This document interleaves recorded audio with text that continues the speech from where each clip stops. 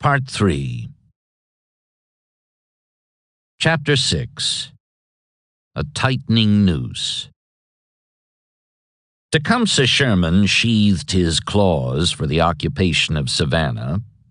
Not only did he retain the city's elected officials at their posts, conducting business more or less as usual, he even allowed Episcopal ministers to omit from their services the traditional prayer for God to behold and bless the President of the United States. Jeff Davis and the devil both need it, he remarked, implying that Abraham Lincoln didn't. Meantime, he kept a restraining hand on the veterans he had described on the eve of their arrival as burning to avenge the national wrong. Geary's division garrisoned the town, milder-mannered Easterners for the most part, whose commander, exercising talents he had developed as mayor of San Francisco a decade back, tempered discipline with compassion. He hauled in firewood to warm the hearths and hearts of citizens, reopened markets for the sale of farm goods, and encouraged public meetings at which, in time, a vote of thanks was tendered the noble Geary, and a resolution was adopted urging Governor Brown to call a state convention for peace discussions. Savannah's people knew that this was basically Sherman's doing, and all in all the consensus was that the red-haired conqueror, whose coming they had so greatly feared while he drew nearer mile by smoky mile, had been maligned by editors whose views were printed in regions he had not visited so far. If not benign, he proved at any rate forbearing, and certainly not the apocalyptic monster they had been told to expect before he landed in their midst. He himself was rather amused, seeing in all this a parallel to the behavior in far-off Natchez, well over 2 years ago, of propertied Confederates who found in cooperation a hope for the preservation, if not of their treasured way of life, then in any case of their fine old homes. An inducement altogether lacking, incidentally, in such new rich towns as Vicksburg and Atlanta, whose defiance was characterized as an outgrowth of their war boom attitude. He could chuckle over that, referring to Savannah's mayor, Dr. Richard D. Arnold, as completely subjugated. But there was little of amusement in the reaction of those editors who had warned of his savage nature. A dangerous bait to deaden the spirit of resistance in other places, the Richmond Examiner said of this pretended mildness down the coast. And the rival dispatch was even more specific that same day, January 7th, in exposing the duplicity being practiced. Sherman seems to have changed his character as completely as the serpent changes his skin with the approach of spring, the Virginia editor observed, and then discerned a likeness in the general to an animal just as sneaky in its way, but considerably more voracious. His repose, however, is the repose of the tiger. Let him taste blood once more, and he will be as brutal as ever.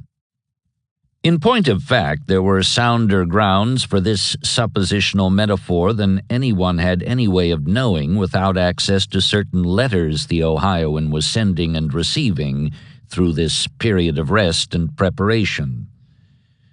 "Should you capture Charleston," Halleck wrote on learning that the Carolina March had been approved, "I hope that by some accident the place may be destroyed, and if a little salt should be sown upon its site, it may prevent the growth of future crops of nullification and secession." Sherman's plan was not to move on Charleston, a mere desolated wreck, hardly worth the time it would take to starve it out, but rather to feint simultaneously at that point and Augusta, respectively on the right and left of his true line of march, and strike instead at Columbia, the capital between. However, he told Halleck, "I will bear in mind your hint as to Charleston and do not think salt will be necessary.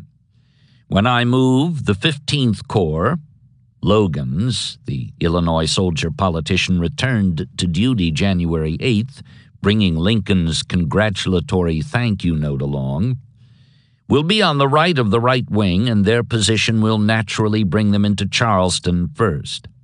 If you have watched the history of that corps, you will have remarked that they generally do their work pretty well. Nor was that the worst of it by far.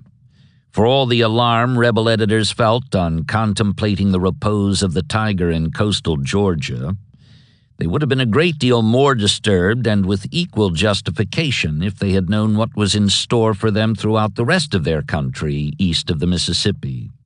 Sherman's march to scourge the Carolinas on his way to gain Lee's rear, while altogether the heftiest, was by no means the only move Grant planned to make on the 1,000-mile-wide chessboard he pored over in his tent at City Point. The time had come to close out the Confederacy entirely, he believed, and he proceeded accordingly. He did so, moreover, not without a measure of personal satisfaction, although this was incidental to his larger purpose. Benjamin Prentiss, John McClernand, Don Carlos Buell, William Rosecrans, all had incurred his displeasure in the course of his rise to the top of the military heap. With the result that, shelved or snubbed into retirement, they were all four out of the war. And so, too, now, to all effect, was George Thomas, or soon would be, so far at least as a share in the final victory was concerned. Idle since its mid-December triumph over Hood, his army was quite the largest force available for carrying out the peripheral work Grant had in mind. But the general-in-chief had no intention of exposing himself to another nerve-wracking span of trying to prod old Slow Trot into motion. Instead, he proposed to do to the Virginian, in the wake of the botched pursuit that followed Nashville, what Halleck had done to Grant himself after Shiloh and Vicksburg, to wit, dismember him. This he would do by dispersing his troops, some 46,000 of them all told, leaving Thomas with barely a third of his present command to garrison Middle and East Tennessee and northern Alabama. A thankless assignment, unlikely to call for much fighting, if any, unless Lee somehow managed to get away westward, in which case Thomas would be expected to stand in his path while Meade and Sherman came up in his rear to accomplish his destruction. Schofield was the first to be subtracted.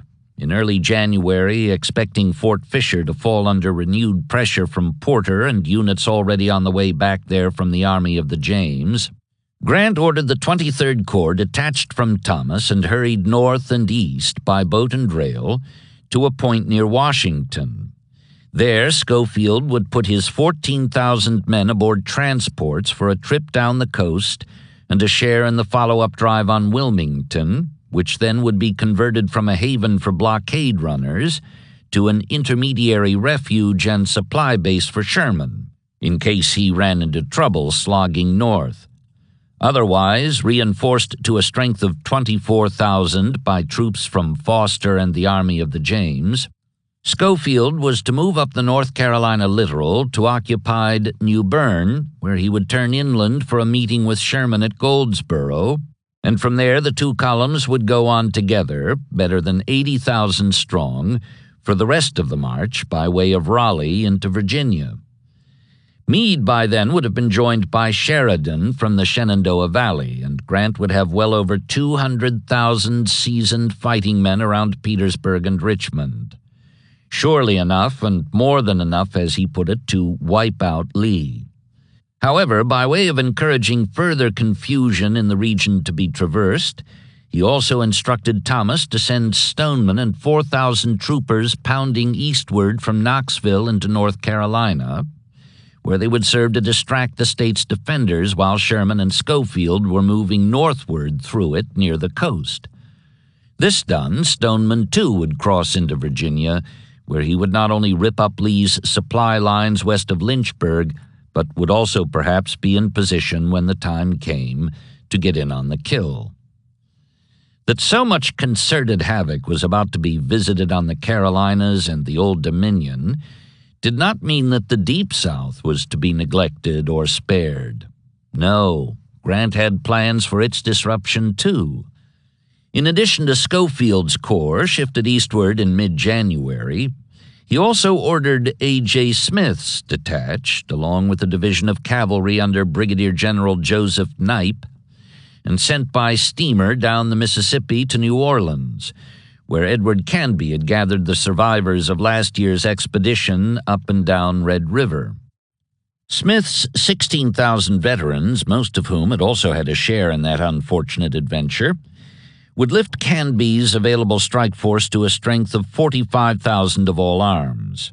Enough, Grant thought, for him to undertake the long-deferred reduction of Mobile, which continued defiant behind its outlying fortifications, despite the loss of its bay and access to the Gulf. Moreover, that was only to be the first step in the campaign Grant proposed. Once the city fell, if not before, haste was to be the governing factor. Canby would move with a flying column of 20,000, mainly composed of Smith's free-swinging guerrillas, north and east into the heart of Alabama. Specifically, he would proceed against Selma, the principal center for the production of munitions in that part of the country, where he would make contact, much as Sherman was to do with Schofield 600 miles to the northeast, with still another detachment from Thomas's fast-dwindling army up in Tennessee. In the weeks that followed the pursuit of Hood from Nashville, James Wilson had continued to mount, arm, and train incoming cavalry units at so rapid a rate that by the end of January he had no less than 22,000 troopers under his command. Knipe took 5,000 of these to New Orleans with Smith, and Wilson presently was instructed to strike southward with 12,000 of the rest, sturdily mounted and armed to a man with repeaters that gave them more firepower than a corps of infantry. Forrest would no doubt attempt to interfere, as he had done before in such cases. Grant was willing to leave it to Wilson whether to avoid or run right over him, which he should be able to do rather easily, considering his advantage in numbers and equipment.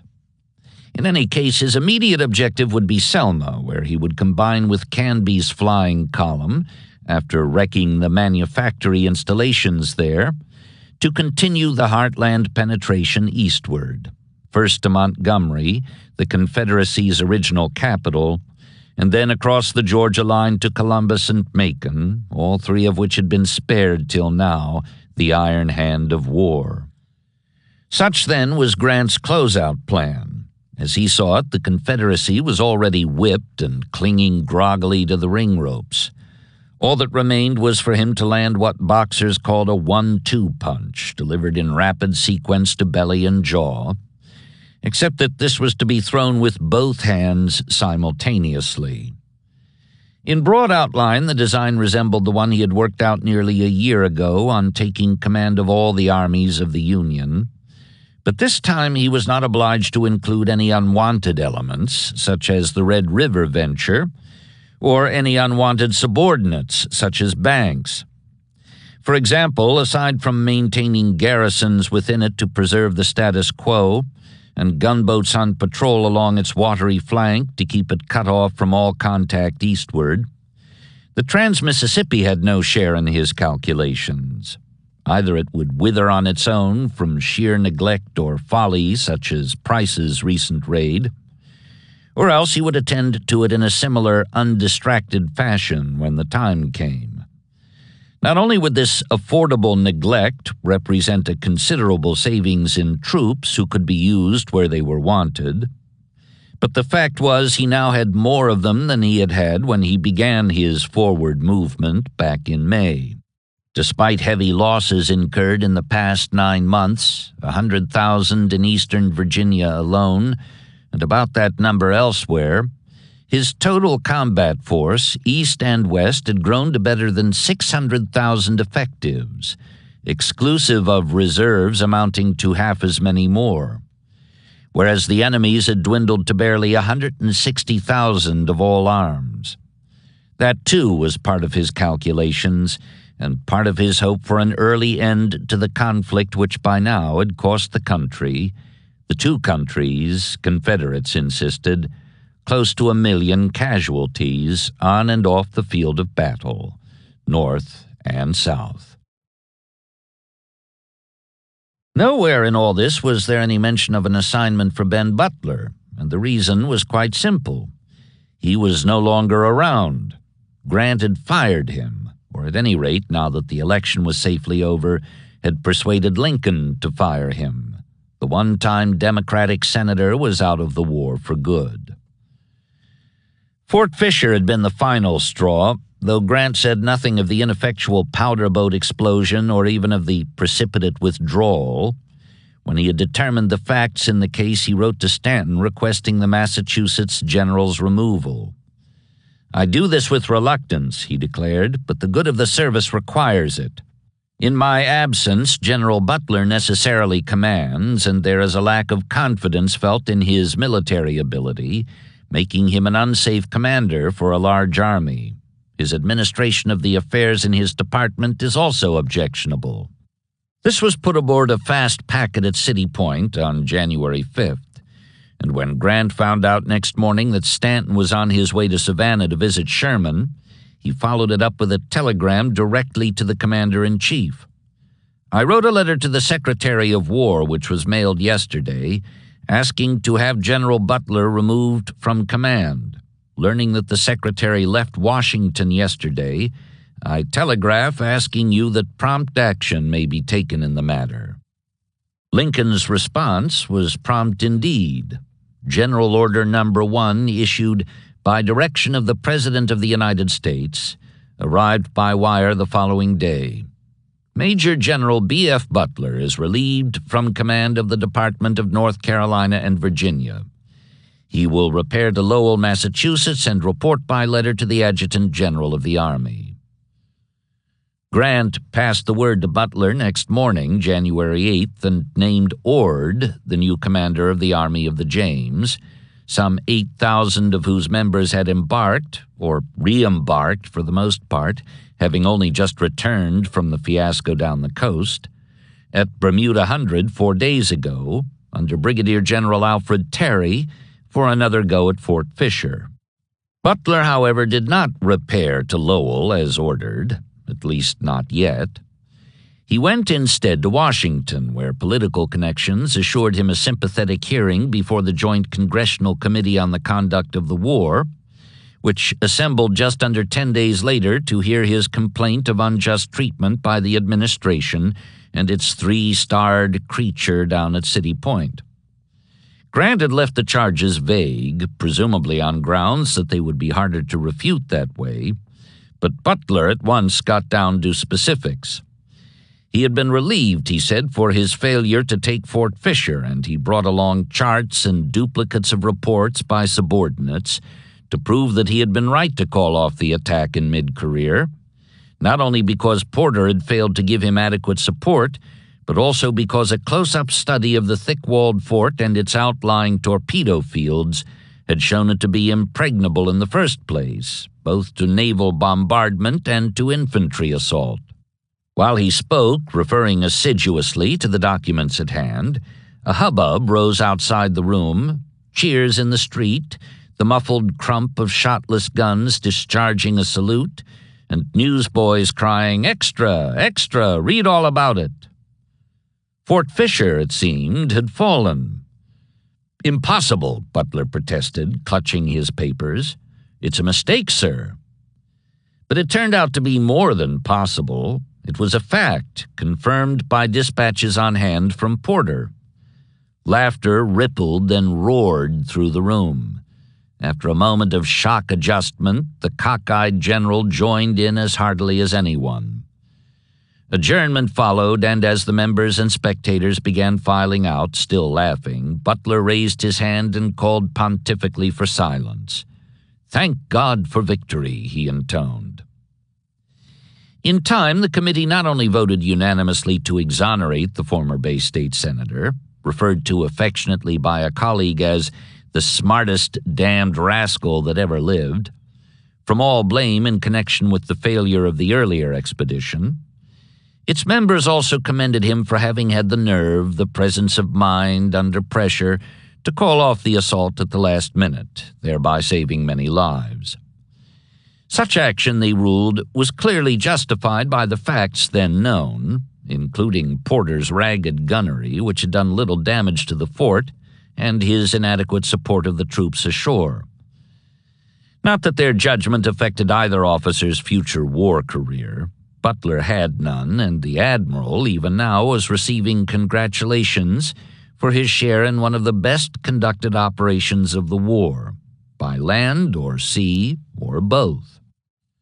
Terry and his 8,000, Butler's force plus 2 brigades of Negro troops for added heft, reached Beaufort on schedule January 8th for the rendezvous with Porter and his 60 warships.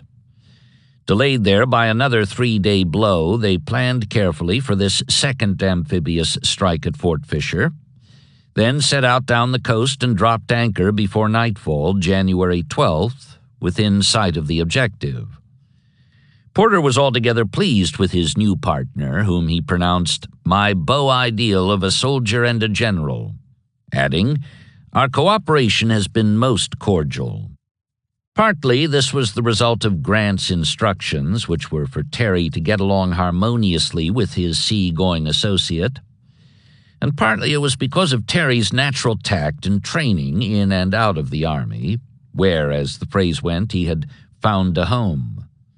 A 37-year-old former clerk of the New Haven County Superior Court, admitted to the Connecticut bar while still at Yale, he had fought as a militia colonel at First Bull Run and then stayed on to pick up much experience in coastal operations, including the expedition against Port Royal, the reduction of Fort Pulaski, and the siege of Battery Wagner, after which he was made a brigadier and put in charge of a division in the Army of the James. Now that he had command of a provisional corps with a promotion to major general in the works, he was determined to justify the added star by disproving Butler's contention that Fort Fisher could not be taken by assault. Once ashore, he told Porter he intended to stay there until Confederate Point was Federal Point again, by right of exclusive occupation, and blockade runners would no longer find a haven up Cape Fear River for the discharge of their cargoes. Just how important those cargoes were to continued resistance by the rebels was shown by the fact that R.E. Lee himself had sent word to the fort commander, William Lamb, that he could not subsist his army without the supplies brought in there. More specifically, a government report of goods run into Wilmington and Charleston during the last 9 weeks of the year, practically all into the North Carolina port, for Charleston was tightly blockaded, amounted to 8,632,000 pounds of meat, 1,507,000 pounds of lead, 1,933,000 pounds of saltpeter, 546,000 pairs of shoes, 316,000 pairs of blankets, 520,000 pounds of coffee, 69,000 rifles, 97 packages of revolvers, 2,639 packages of medicine, 43 cannon, and much else.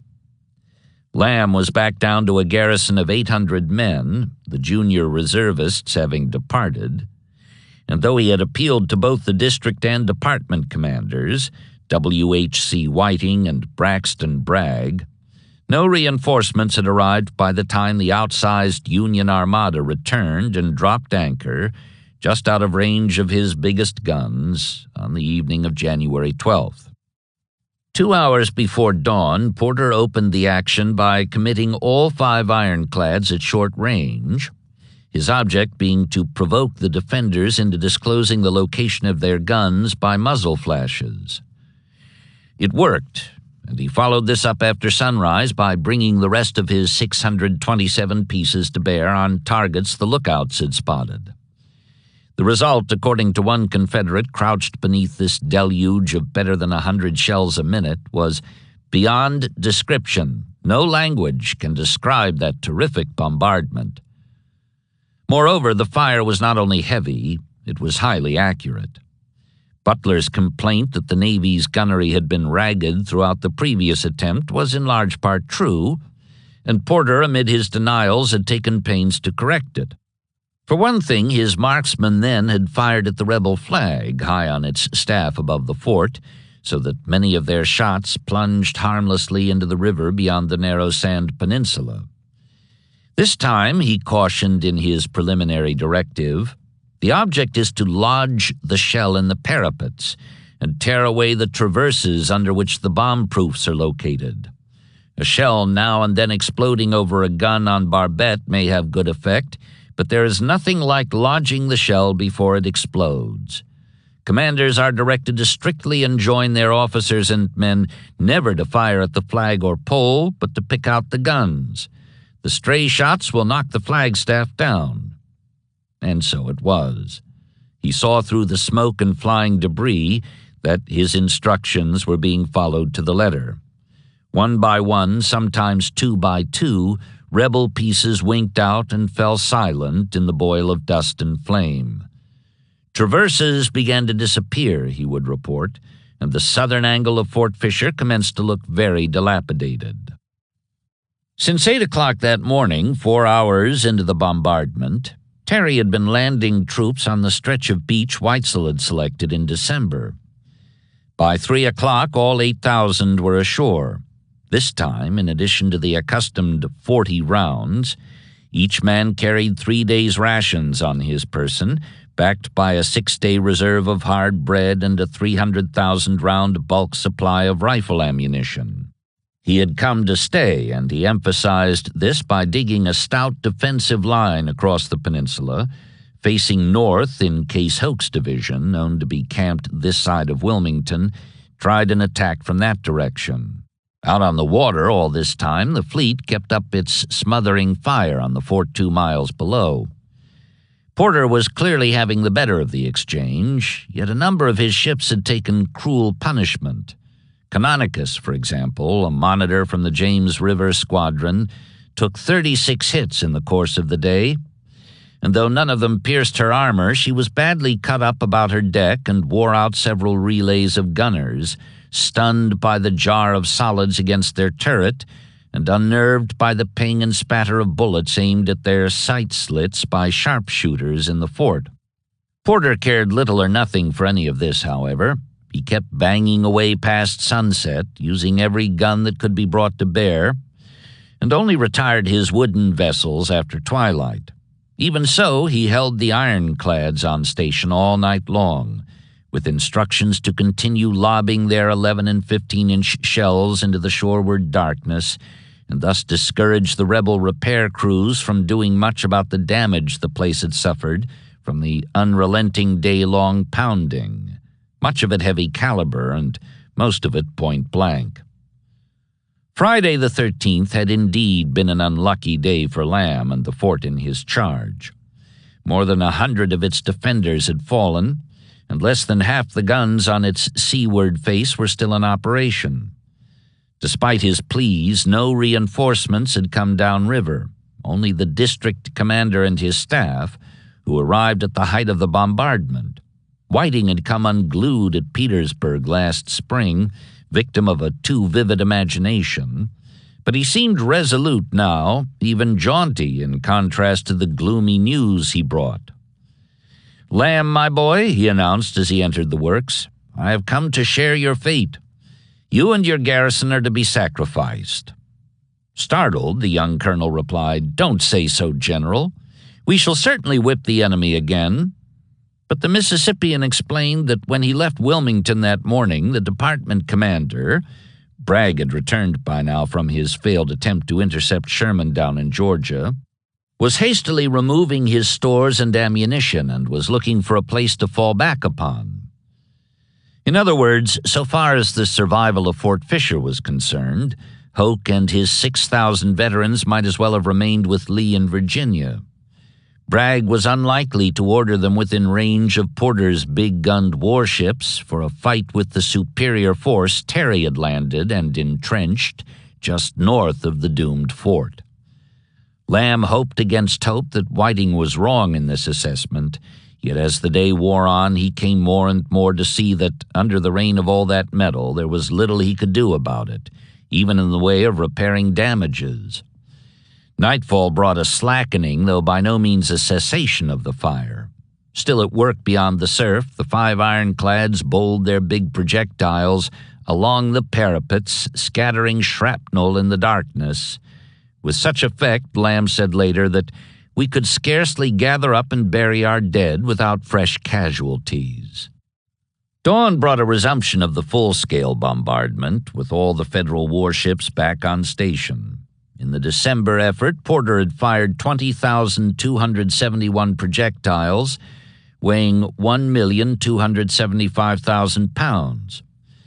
This time, having called for a more deliberate rate of fire, he would expend several hundred fewer rounds, 19,682 all told, but greater reliance on his heavier weapons resulted in a total weight of 1,652,638 pounds, a new record for the amount of metal thrown in a single naval engagement.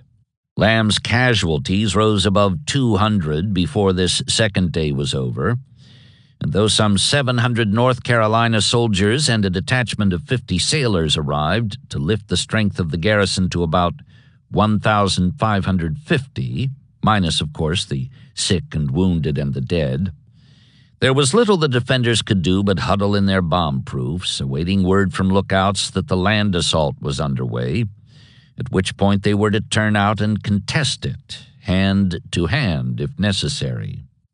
It did not come today, as Lamb expected, but it would tomorrow. Porter and Terry met that evening aboard the flagship Malvern, and while the ironclads kept up their night-long harassment, holding the rebel gunners in their burrows, the two commanders planned the timing for next day's climax to their joint effort. The fleet would resume its all-out pounding of the objective until 3 o'clock, then suddenly cease fire for the assault, which would be made by 2 separate columns driving down opposite sides of the peninsula, thus avoiding the field of torpedoes north of the fort. On the river flank, half of Terry's troops would attack the land face near its western end, leaving the other 4,000 to hold the entrenchments against a possible attempt by Hoke to interfere at this critical moment. Simultaneously, a 2,000-man all-Navy column, recruited piecemeal from most of the vessels of the fleet, 1,600 sailors armed with cutlasses and revolvers, and 400 Marines armed with rifles, would advance down the beach to strike the northeast salient of the fort, where the land and seaward faces joined. Both forces were to press the issue until Fort Fisher was secured. Sunday, January 15th, went much as Porter and Terry had planned it aboard the Malvern. A calm sea after 2 days of intensive target practice so improved the fleet's marksmanship that by noon only 1 gun remained in service on the seaward face and none at all on the other, whose palisade was swept away by the longitudinal fire. Around 2 o'clock, a steamer put in at the wharf in rear and began unloading a brigade of South Carolinians sent downriver by Bragg in response to Whiting's telegraphic pleas. Only about a third of them made it ashore, however, before the boat was driven off by a storm of shells from the warships on the far side of the fort. These 350, exposed without preamble to this holocaust of screaming metal, barely replaced the casualties Lamb had suffered over the past 3 days, and by the time he got them into bomb-proofs, he said later, they were out of breath, disorganized, and more or less demoralized. Just then a lookout shouted, "Colonel, the enemy are about to charge." A heavy blue column was working its way down the beach, apparently with the intention of gaining a close-up position from which to launch an assault.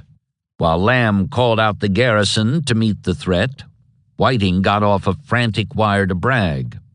"Enemy on the beach in front of us in very heavy force. Attack! Attack! It is all I can say and all you can do." By now the time was straight up 3 o'clock, and the roar of guns hushed abruptly beyond the surf. There was a moment of eerie stillness, broken in turn by all the steam whistles of the fleet shrieking and moaning in concert. Lamb wondered at this, then realized they were sounding the charge for the troops ashore. A soul-stirring signal, he called it, both to besiegers and besieged.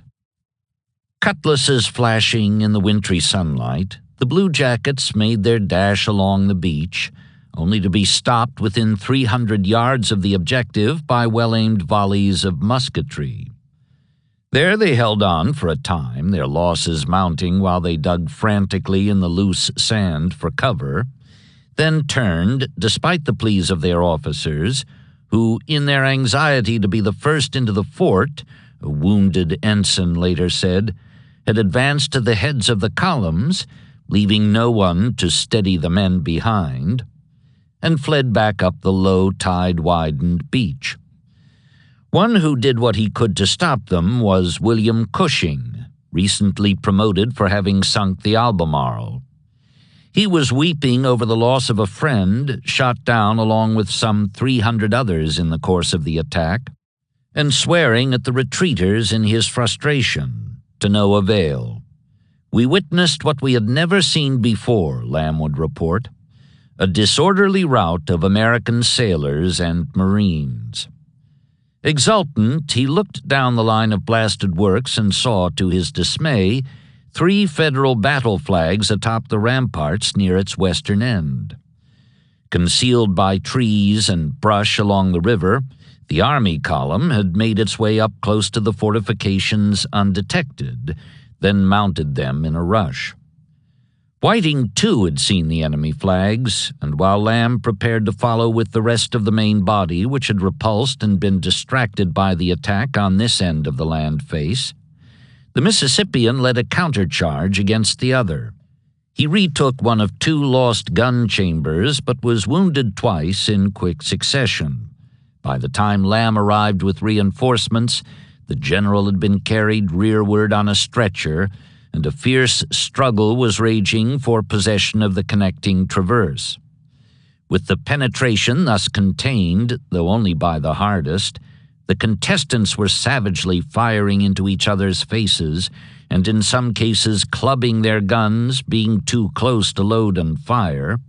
The attackers seemed to falter. Lamb believed that if he could hold on until nightfall, he would be able to drive them out.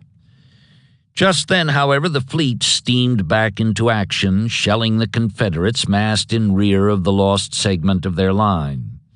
The result, combined with all that had gone before, was indescribably horrible, he said. Great cannon were broken in 2, and over their ruins were lying the dead. Others were partly buried in graves dug by the shells which had slain them. Up near the occupied portion of the works, where the warships could not intervene for fear of hitting their own men, the fighting continued at close quarters. "If there has ever been a longer or more stubborn hand-to-hand encounter," Lamb declared, "I have failed to meet with it in history."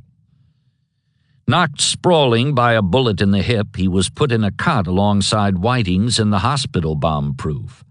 Outside, the fighting and shelling continued past sundown, on into darkness. At 8 o'clock, an aide reported the land face lost from end to end.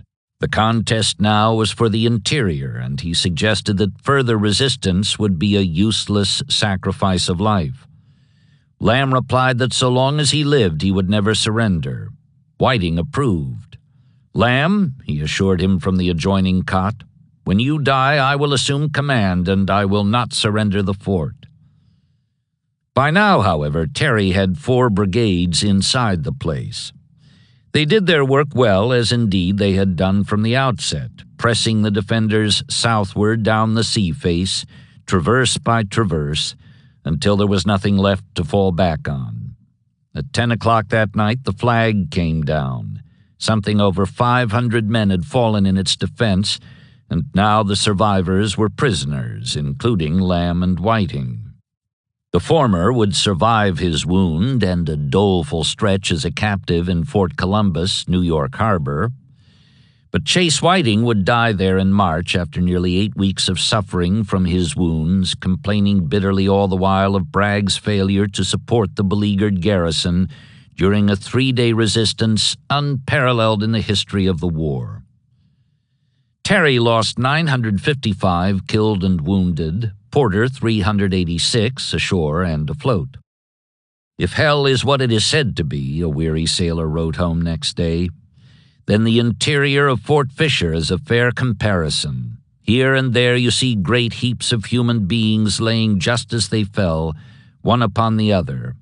Some groaning piteously and asking for water, others whose mortal career is over, still grasping the weapon they used to so good an effect in life. For all the compacted horror of the scene, and despite the even steeper price the victors paid in blood for its creation, nothing deterred the gaudy all-night celebration that followed the announcement of surrender. Cheer after cheer came from the fort, a federal officer would recall, and was answered by the ships with cheers, rockets, lights of all colors, ringing of bells, steam whistles, and all sorts of unearthly noises. To a watching sailor, the rockets seemed to shoot higher and sparkle more brilliantly than usual, and even the shrieking whistles, whose shrillness had always hurt his ears, seemed to discourse a sweet melody. Ashore, the informal distribution of whiskey found among the captured medical stores livened the rout for the jubilant soldiers, sailors, and Marines, for whom the end of the fighting meant the end of discipline. Fort Fisher had been a hard go, and officers tended to overlook excesses, including the rapid-fire discharge of revolvers and a good deal of rowdy prowling after souvenirs in the wreckage. In the end, this resulted in tragedy. Guards had been posted at the entrances of some 30 underground powder magazines, but somehow the largest of these, a 20 by 60-foot chamber roofed over with 18 feet of sand piled in a flat-topped mound sodded with grass to keep the rain from washing it away, was missed. Apparently, no one suspected there were between 6 and 7 tons of powder under the springy turf. Certainly not the wearier members of a New York regiment, who found it too inviting a bed to be resisted this mild January night, and certainly not 2 drunken seamen who entered the magazine with lighted torches shortly after dawn in search of loot. The resultant explosion added 104 killed and wounded and missing to the Union casualty list, which thus was increased to just under 1,500, or roughly 3 times the number the garrison suffered before it surrendered. Confederates might find grim satisfaction in such a mishap, just as they did when news arrived that off Charleston this same day, 150 miles to the south, the monitor Patapsco struck a torpedo while searching for obstructions in the harbor channel. She went down fast, with the loss of more than half her crew of just over 100. Porter, however, was no more inclined to be daunted by this than he was by the explosion of the powder magazine. "Our success is so great that we should not complain," he informed Wells in the dispatch that broke up Butler's hearing before the Joint Committee. "Men, it seems, must die that this Union may live. We regret our companions in arms and shed a tear over their remains, but if these rebels should succeed, we would have nothing left us, and our lives would be spent in terror and sorrow."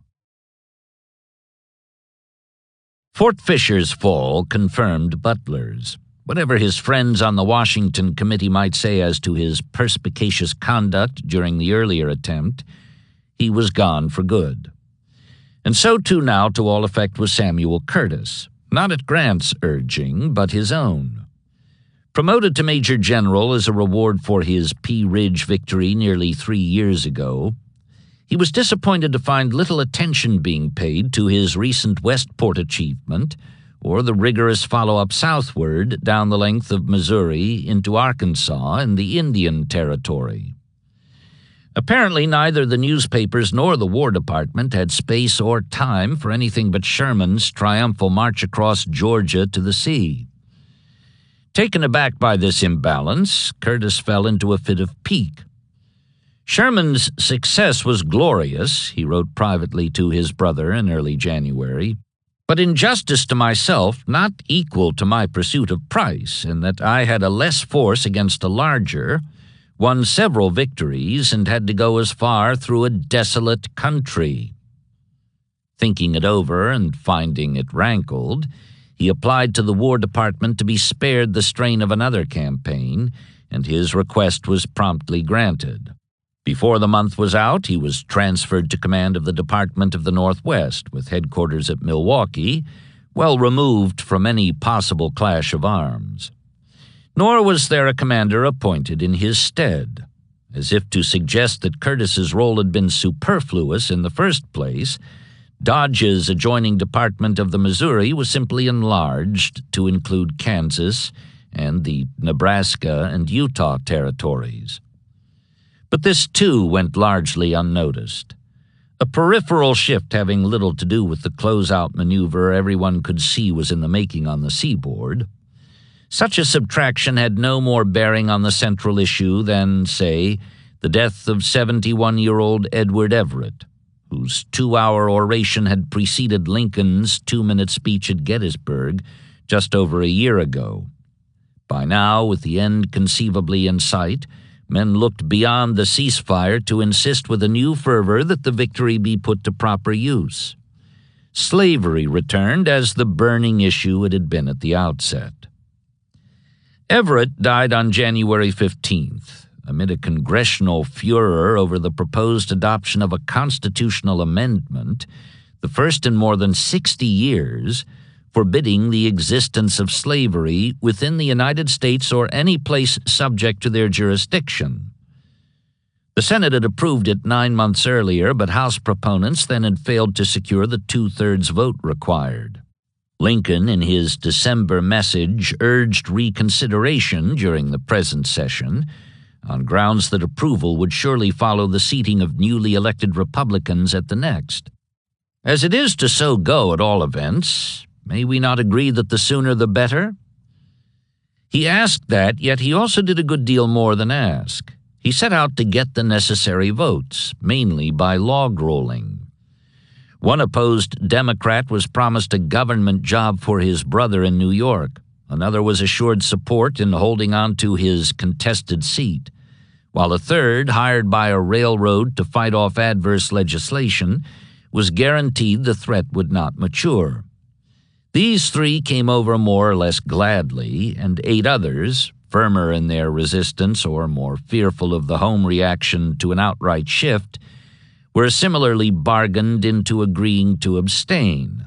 Finally, on the last day of January, as soon as the administration was reasonably certain of the outcome, House Speaker Schuyler Colfax put the resolution to a vote. Members and spectators alike followed the tally with mounting excitement. It came out 119 aye, 56 nay, passing thus with 3 switched votes to spare. Colfax's announcement of the result, according to the usually staid Congressional Globe, was greeted with an outburst of emotion. The members on the Republican side of the House instantly sprang to their feet and, regardless of parliamentary rules, applauded with cheers and clapping of hands. The example was followed by male spectators in the galleries who waved their hats and cheered long and loud, while the ladies, hundreds of whom were present, rose in their seats and waved their handkerchiefs, participating in adding to the general excitement and intense interest of the scene. This lasted for several minutes. Outside the chamber, it lasted considerably longer. 3 batteries of regular artillery, loaded and ready when the time came, began firing a 100-gun salute from Capitol Hill, and men embraced on the streets in celebration. In addition to the realization that a goal had been reached, there was the feeling that a new road had been taken, even though by no means all were pleased to travel it, not being satisfied that they wanted to go where it led. All 12 amendments up to now, including the last in 1804, had dealt exclusively with governmental powers and functions. That is, they were constitutional in the strictest sense. But this one, lucky or unlucky 13, went beyond that to effect reform in an area recently considered outside the scope of the Constitution, overriding protests that no combination of parties to that contract, however sizable their majority, could alter it to outlaw a domestic institution that existed before it was written.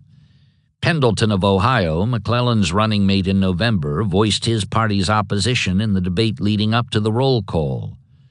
Neither 3/4 of the states nor all the states save one can abolish slavery in that dissenting state, he told the House, because it lies within the domain reserved entirely to each state for itself, and upon it the other states cannot enter.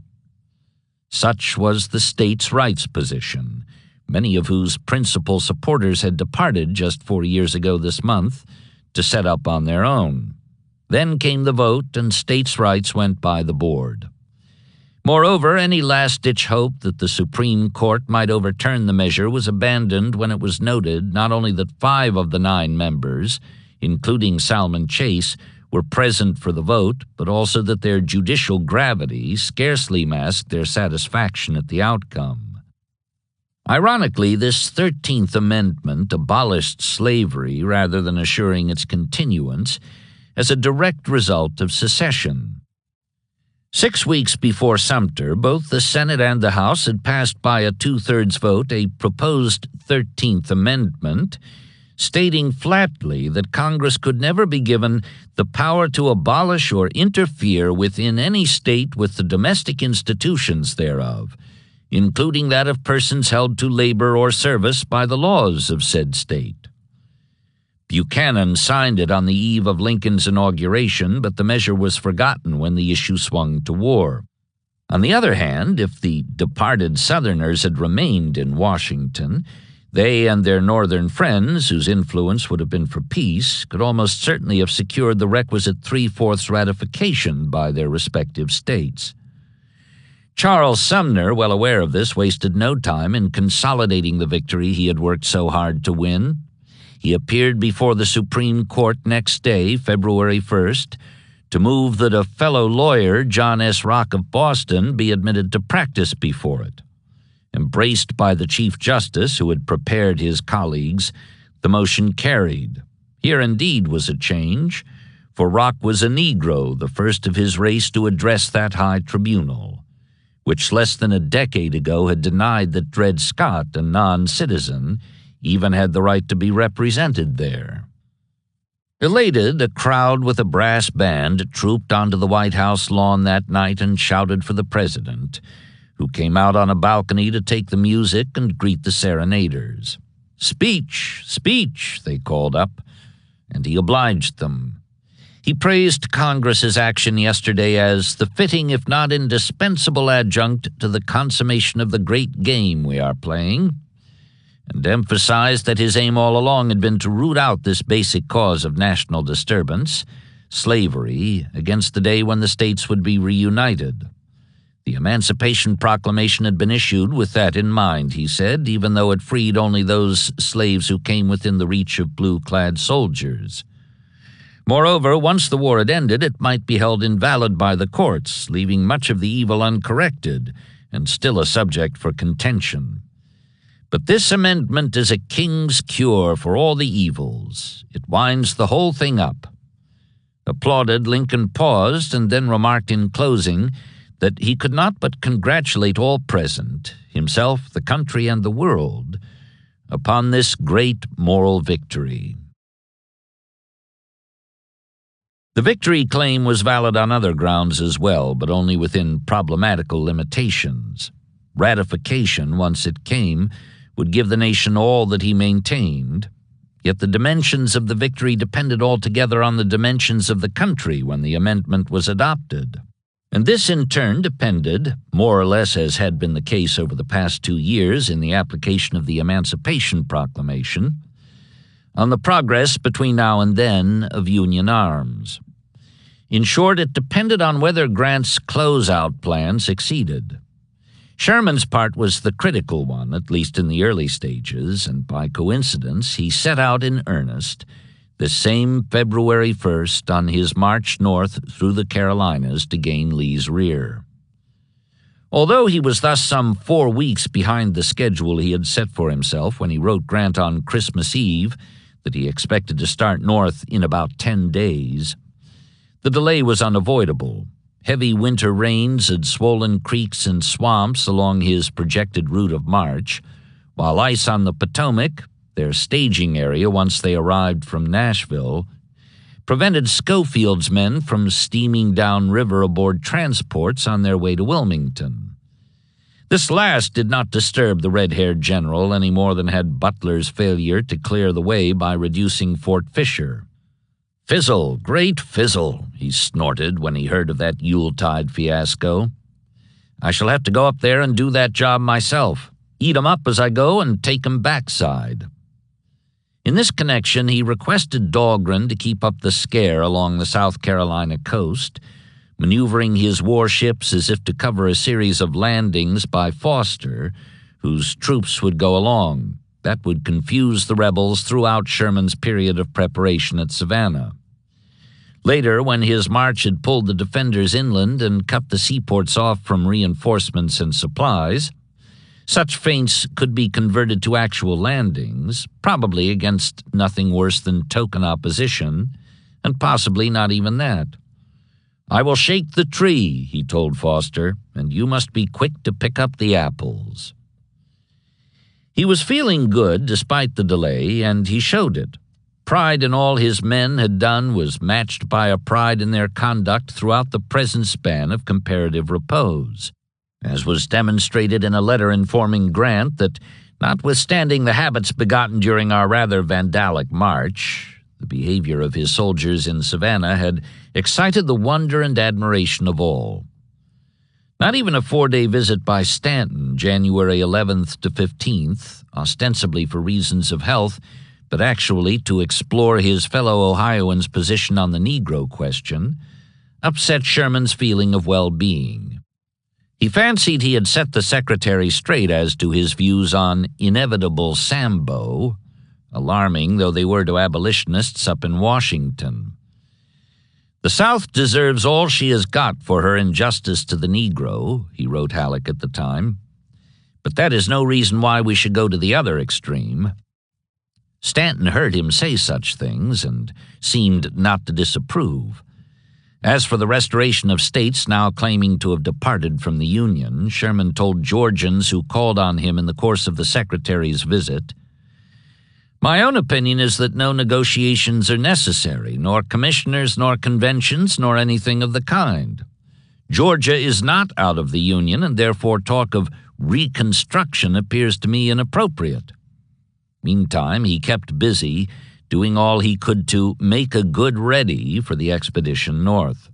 Dahlgren's loss of the Patapsco outside Charleston, along with 64 of her crew, was more than offset by the news that Porter and Terry had taken Fort Fisher that same day, preparing the way for Schofield, who wrote that he would be off down the coast as soon as the Potomac ice broke up. January was more than half gone by now, and Sherman stepped up the pace of his preparations. His march would be due north in 2 columns, enabling him to feint simultaneously at Charleston and Augusta on the right and left, while aiming in fact at Columbia between and beyond them. North of the South Carolina capital, he would feint again, this time at Chester and Charlotte, then turn east-northeast through Cheraw and Fayetteville for Goldsboro, chosen because 2 rail lines ran from there to Wilmington and New Bern, up which Schofield would be marching with supplies from those 2 ports. Refitted and reinforced to a strength of better than 80,000, Sherman then could drive on Raleigh, the North Carolina capital, en route to Petersburg and the combination with Meade. Now, as before, Slocum would lead the 2-corps left wing, Howard the 2-corps right, while Kilpatrick's horsemen shielded the western flank. This time, though, they would stay closer together, cutting a narrower swath for readier mutual support, since an attack was considered far likelier here than in Georgia, where the outcome had been less obviously disastrous to the Confederate high command. "If Lee is a soldier of genius," the Redhead explained to his staff, "he will seek to transfer his army from Richmond to Raleigh or Columbia. If he is a man simply of detail, he will remain where he is, and his speedy defeat is sure. But I have little fear that he will be able to move. Grant holds him in a vice of iron." In point of fact, so far as interference was concerned, there was more to fear from rebel terrain than there was from rebel armies. Not only would the Carolinas march, 425 miles all told from Savannah to Goldsboro, be nearly half again longer than the one from Atlanta to the sea, the difference in natural obstacles he would encounter, both in kind and number, made the earlier expedition appear in retrospect as something of a lark, a holiday outing in pleasant weather through a region of rich crops, ripe for harvest, and livestock waiting only to be rounded up and butchered. Here the crops had already been gathered, such as they were, and the cattle were few and scrubby at best, having little to graze on but muck and palmetto. Moreover, luck had exposed him to almost no rain on his way through Georgia, and it would not have mattered a lot in any case, whereas he would be marching now in the dead of winter, the rainiest in years, and it mattered a great deal. Many rivers lay ahead, all reportedly brim full. After the Savannah, there would be the Salkehatchie and the Edisto, the Congaree and the Wateree, the PD and the Lumber, the Cape Fear, and finally the Neuse, all 9 of them major streams with creeks and bayous webbing the swampy ground between, wet with all the rain that had fallen and was falling between the seaboard and the near slopes of the Appalachians. Yet here, too, Sherman could prepare for trouble, much as he had done when he drilled repair crews for work on the railroads north of Atlanta and Chattanooga. Michigan lumbermen and rail splitters from Indiana and Illinois were organized into a pioneer corps, 6,600 strong, armed with axes for cutting, splitting, and laying saplings flat side down to corduroy roads for the 2,500 wagons and 600 ambulances rolling northward in the wake of his 60,000 marchers. He did not intend to get bogged down, nor did he intend to be slowed down in avoiding it, in token of which he had already selected a rangy half-thoroughbred bay named Old Sam to serve as his accustomed mount on the campaign. Sam, a staff major noted ominously, was a horribly fast-walking horse. Beginning the feint, Sherman sent Howard's wing by boat to Beaufort, 40 miles up the coast beyond Port Royal Sound, with instructions to move inland and occupy Pocataligo on the railroad about midway between Savannah and Charleston. By January 20th, this had been done, and Slocum began slogging in the opposite direction, 30 miles up the drowned west bank of the Savannah River to Sisters Ferry, as if about to close upon Augusta. Unrelenting rain made the march a roundabout 9-day affair with much discomfort for the troops. For them, however, as for their chief, city life had become dull and tame, and we were anxious to get into the pine woods again.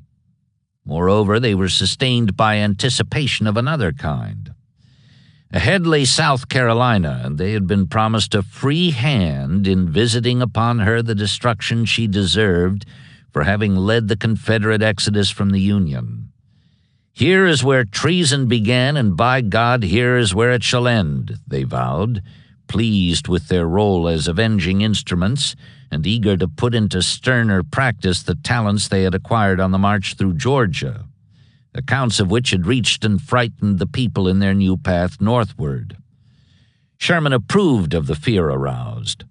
This was a power, and I intended to utilize it, he said later, explaining, my aim then was to whip the rebels, to humble their pride, to follow them to their inmost recesses, and make them fear and dread us.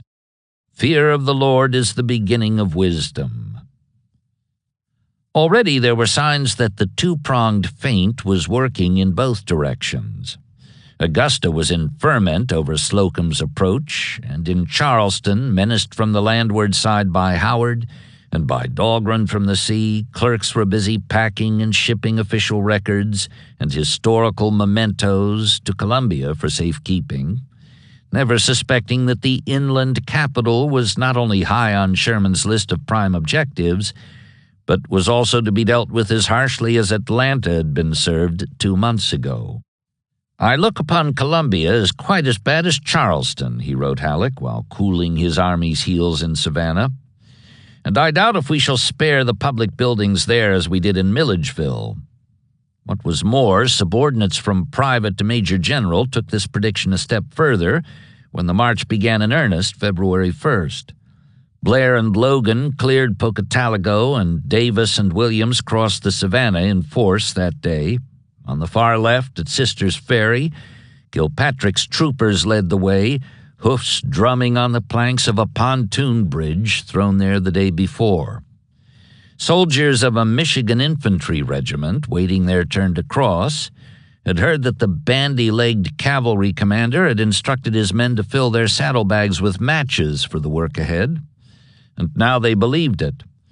For as he rode out onto the bridge, he called back over his shoulder, "There'll be damned little for you infantrymen to destroy after I've passed through that hell-hole of secession." Here indeed was an end to what the Richmond editor termed the repose of the tiger, in the course of which Sherman had told Old Brains, "The truth is, the whole army is burning with an insatiable desire to wreak vengeance upon South Carolina. I almost tremble for her fate, but feel that she deserves all that seems in store for her." 2.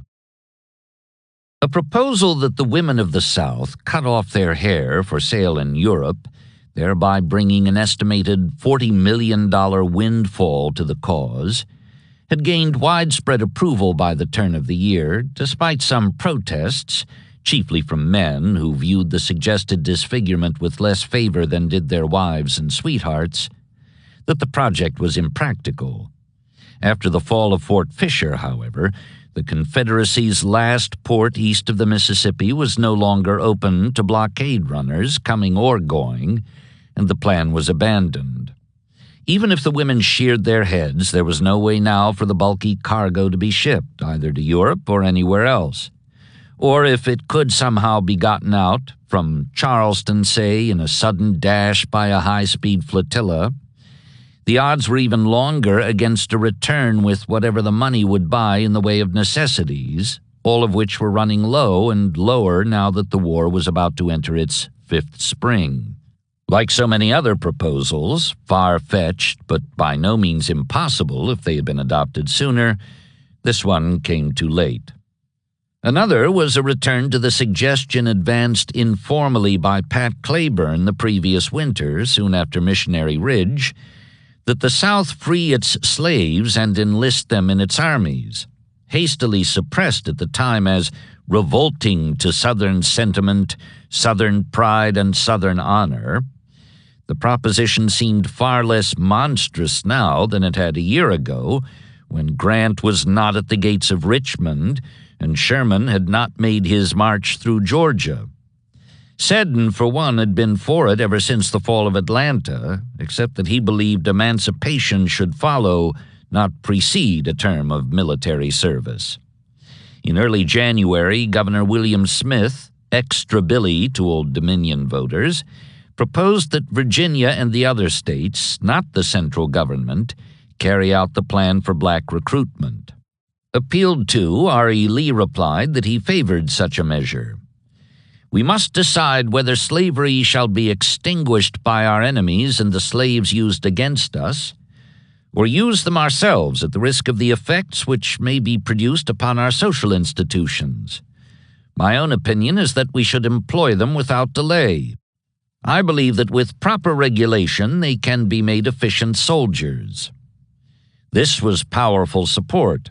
If Lee wanted Negro troops, a once oppugnant Richmond editor wrote soon afterward, by all means let him have them. Westward, Richard Taylor agreed. In Mobile, when he congratulated a group of impressed slaves on their skill in building fortifications, their leader told him, "If you will give us guns, we will fight for these works too. We would rather fight for our own white folks than for strangers." Down in South Carolina, however, Mary Boykin Chestnut had her doubts. "Freeing Negroes is the latest Confederate government craze," the mistress of Mulberry Plantation wrote in her diary. "We are a little slow about it. That is all. I remember when Mr. Chestnut spoke to his Negroes about it, his head men were keen to go in the army, to be free and get a bounty after the war. Now they say coolly that they don't want freedom if they have to fight for it. That means they are pretty sure of having it anyway. Opinions differed, not so much along economic lines as might have been expected, large slaveholders versus the slaveless majority of small farmers, merchants, and wage earners, but rather as a result of opposition from die-hard political leaders who contended that no government, state or central, whatever its desperation under the threat of imminent extinction, had the right to interfere in matters involving social institutions, especially slavery, which Alex Stevens had called the cornerstone of the Confederacy, insisting that it made the nation's citizens truly free, presumably to establish a universal white aristocracy, by keeping the Negro in the inferior position God and nature intended for him to occupy down through time. As a result, after intense discussion, Virginia's General Assembly voted to permit the arming of slaves, but included no provision for their emancipation, either before or after military service. Little or nothing came of that, as Mrs. Chestnut had foreseen, but even less seemed likely to proceed from a similar bill introduced in the Confederate House and Senate in early February, only to run into virulent impossibilist opposition, despite Lee's earlier warning that whatever measures are to be adopted should be adopted at once. Every day's delay increases the difficulty, much time will be required to organize and discipline the men, and action may be deferred until too late. Debate dragged on week in, week out as the legislators wrangled. Meanwhile, federal enlistment teams kept busy in the wake of blue advances, signing up and swearing in black volunteers, many of them substitutes to help fill the draft quotas of northern states.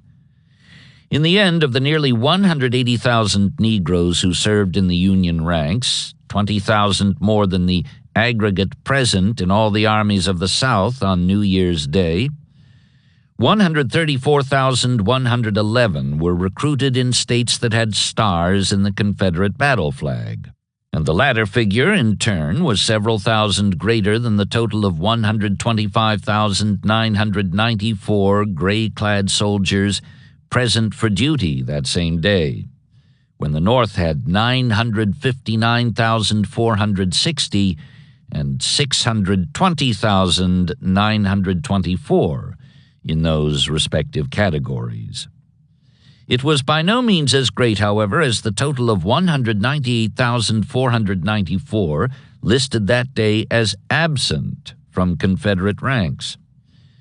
Moreover, this invisible army of the missing grew with every passing week, its membership swollen even by veterans from the Army of Northern Virginia, whose morale was said to be high despite short rations and the bone-numbing chill of the Petersburg trenches.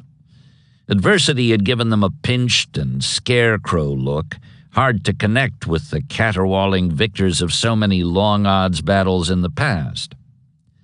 A Connecticut soldier, peering through a Fort Hell sight slit one cold morning to watch a detail of them straggle out to relieve their picket line, wrote home that he could not help comparing them with so many women with cloaks, shawls, double bustles, and hoops, as they had thrown over their shoulders blankets and tents which flapped in the wind.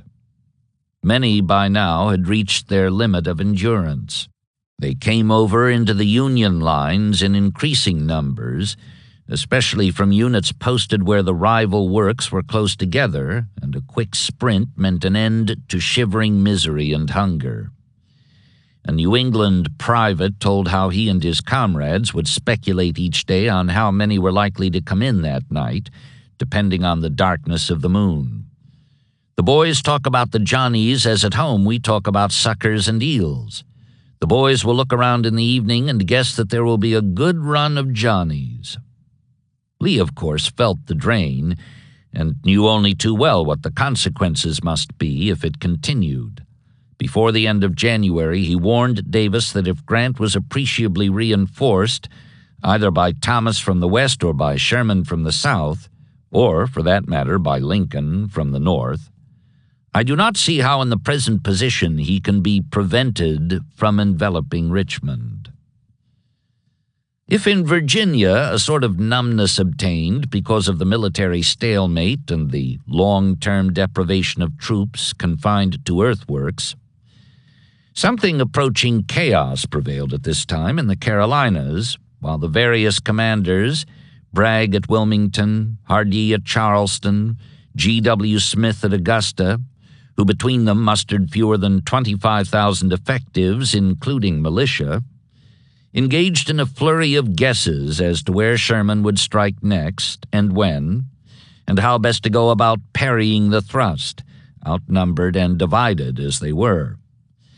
Yet the region in which conditions were by far the worst in regard to the physical state and morale of its defenders, even though there was no immediate enemy pressure on them, was northeast Mississippi, specifically in the vicinity of Tupelo, where the Army of Tennessee made camp at last, January 8th to 10th, on returning from its disastrous 5-week excursion into the state from which it took its name.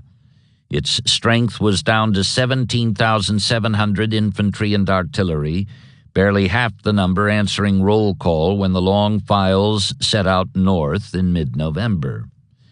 Most of the foot soldiers had no shoes, having worn them out on the icy roads, and an equal proportion of batteries had no guns. 72 pieces had been lost, along with a score of brigade and division commanders. Edward Walthall, whose division had shared with Forrest's horsemen the rearguard duty that saved what remained of the army in the course of its 10-day retreat across the Tennessee, ended his official report on a sad and bitter note.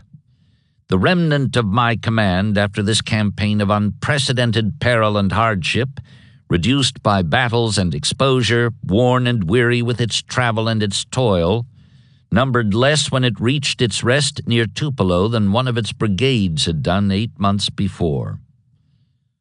Aside from a raft of scarehead accounts in northern papers, which told of a great conflict outside Nashville, of rebel prisoners taken in their thousands, and of victory salutes being fired in celebration all across the North, the authorities in Richmond heard nothing of what had occurred until more than 2 weeks after the battle, when a wire Hood sent on Christmas Day via Corinth reached the War Department on January 3rd.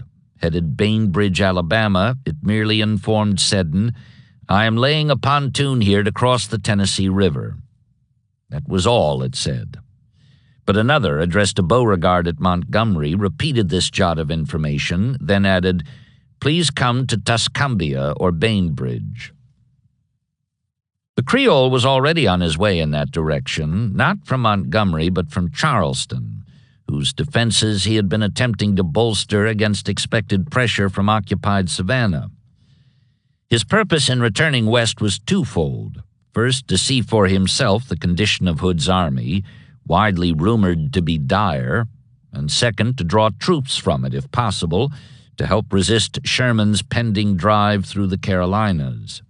He set out on the last day of the year, armed with authority from Davis to replace Hood with Richard Taylor, if in his judgment a change in commanders was required. At Macon, 3 days later, he received 2 dispatches from Hood, both encouraging. One was nearly 3 weeks old, having been sent from Spring Hill on December 17th, the morrow of the 2-day fight at the gates of the Tennessee capital. In it, Hood admitted the loss of 50 pieces of artillery with several ordnance wagons, but added flatly, "Our loss in killed and wounded is very small." The other message, dated January 3rd and wired from Corinth, was quite as welcome. "The Army has recrossed the Tennessee River without material loss since the battle in front of Nashville. It will be assembled in a few days in the vicinity of Tupelo to be supplied with shoes and clothing and to obtain forage for the animals."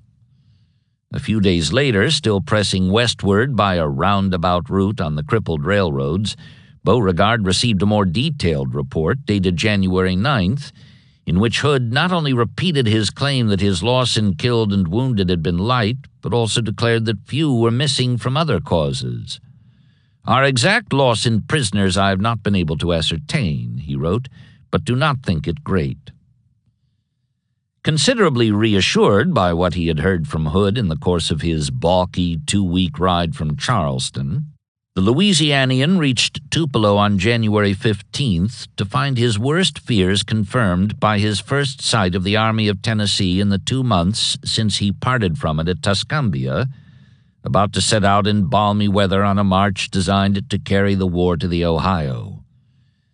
Now only about 15,000 infantry were on hand, huddled miserably in their camps, and of these fewer than half had shoes or blankets to help them withstand the coldest winter the Deep South had known for years. In shock from the sudden fall of the scales from his eyes, Beauregard saw in their faces the horror of Franklin, and in their bearing the ravage of the long retreat that followed their rout on the near bank of the Cumberland. He looked at the tattered, shattered ranks, the shot-torn flags and gunless batteries, and could scarcely recognize what he himself had once commanded. If not in the strictest sense of the word a disorganized mob, he later wrote, it was no longer an army.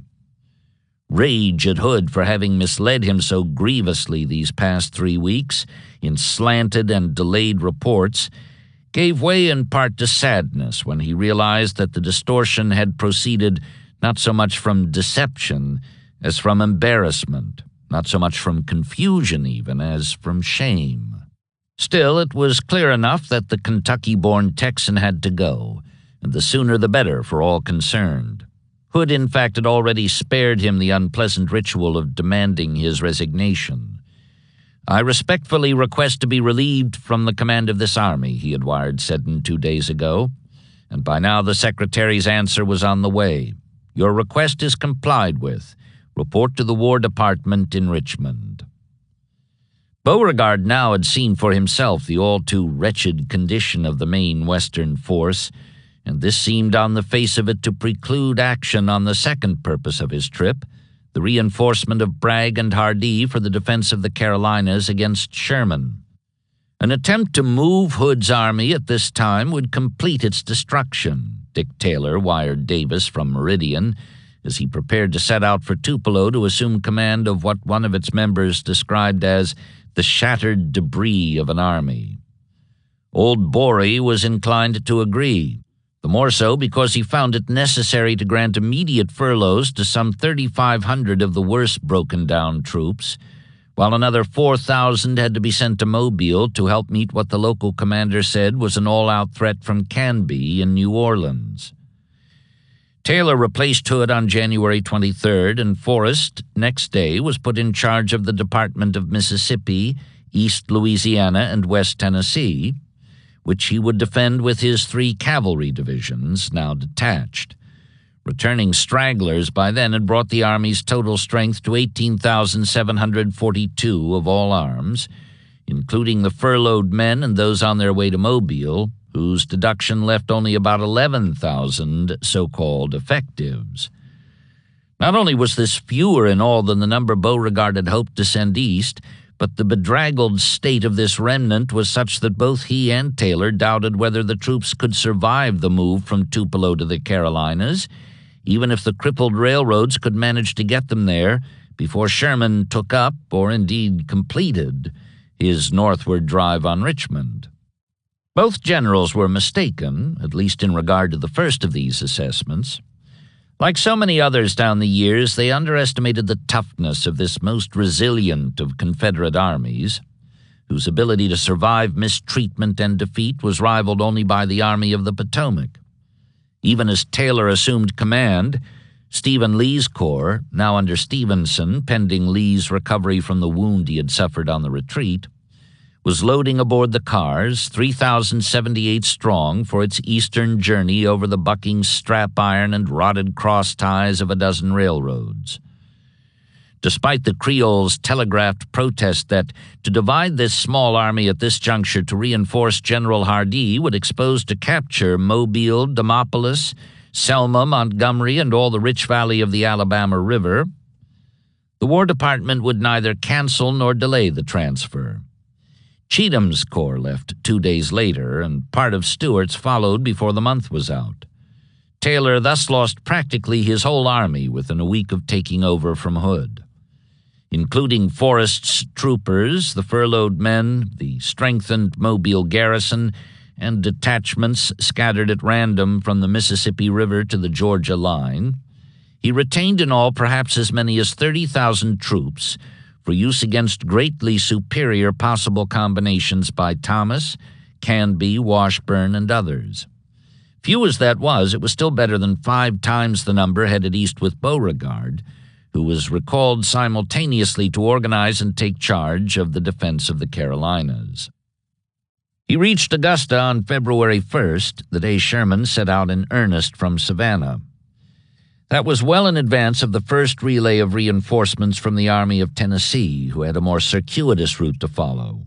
Cheatham's men, for example, after leaving Tupelo on foot, trudged to West Point, where they boarded the cars for Meridian, then changed for Selma, and a steamboat ride from there to Montgomery, after which they went by rail again to Columbus, Georgia. From Columbus they marched through Macon and Milledgeville to Mayfield, where they took cars for Augusta, 10 days after Beauregard passed that way, then marched again to Newberry, South Carolina, for a reunion with Stevenson's corps, which had preceded them by a no less roundabout route. Presently, 60 miles across the state, Mrs. Chestnut watched them pass through the streets of Camden. In proof of their unquenchable spirit, they were singing as they swung along, and the sound of it nearly broke her heart, combined as it was with the thought of all they had been through in the grim 3 years since Donelson. So sad and so stirring, she wrote in her diary at nearby Mulberry that night. I sat down as women have done before and wept. Oh, the bitterness of such weeping! There they go, the gay and gallant few, the last flower of Southern manhood. They march with as airy a tread as if they still believed the world was all on their side, and that there were no Yankee bullets for the unwary. She had seen their former commander some weeks before, at the end of January, when Hood stopped off in Columbia on his way to Richmond. He no more considered his war career at an end now than he had done after losing a leg at Chickamauga. I wish to cross the Mississippi River to bring to your aid 25,000 troops, he wired his friend the President on leaving Tupelo. I know this can be accomplished and earnestly desire this chance to do you so much good service. Will explain my plan on arrival. Breaking his journey at the South Carolina capital, which no one yet suspected lay in Sherman's path, he visited the family of Brigadier General John S. Preston, whose daughter Sally he was engaged to marry, and whose son Willie had been killed fighting under him at Atlanta. He can stand well enough without his crutch, Mrs. Chestnut observed, but he does very slow walking. How plainly he spoke out those dreadful words, my defeat and discomfiture, my army destroyed, my losses. He said he had nobody to blame but himself. She found him changed, remote, profoundly grieved, and so did Sally's younger brother Jack, who took her aside to ask, did you notice how he stared in the fire, and the livid spots which came out on his face, and the huge drops of perspiration that stood out on his forehead? Yes, he is going over some bitter hours, Mrs. Chestnut said. He sees Willie Preston with his heart shot out. He feels the panic at Nashville and its shame. And the dead on the battlefield at Franklin, Jack agreed. That agony in his face comes again and again. I can't keep him out of those absent fits. When he looks in the fire and forgets me and seems going through in his own mind the torture of the damned, I get up and come out as I did just now. In and around Richmond, where Hood was headed with a scheme no more far-fetched and considerably less expensive than the one that put him in motion for the Ohio 10 weeks back, R.E. Lee and his troops had just endured their worst hunger crisis of the war to date. Heavy January rains washed out trestles on the Piedmont Railroad, completed last year as a link between Danville and the Western Carolinas, and floods at the same time cut off supplies from the upper valley of the James, obliging the Army to fall back on its meager food reserve. Within 2 days, Commissary General Lucius Northrup's storehouses were as empty as the men's bellies. Lee's anger flared. If some change is not made and the commissary department reorganized, he protested to Seddon, I apprehend dire results. The physical strength of the men, if their courage survives, must fail under this treatment. Davis saw the letter and added his endorsement.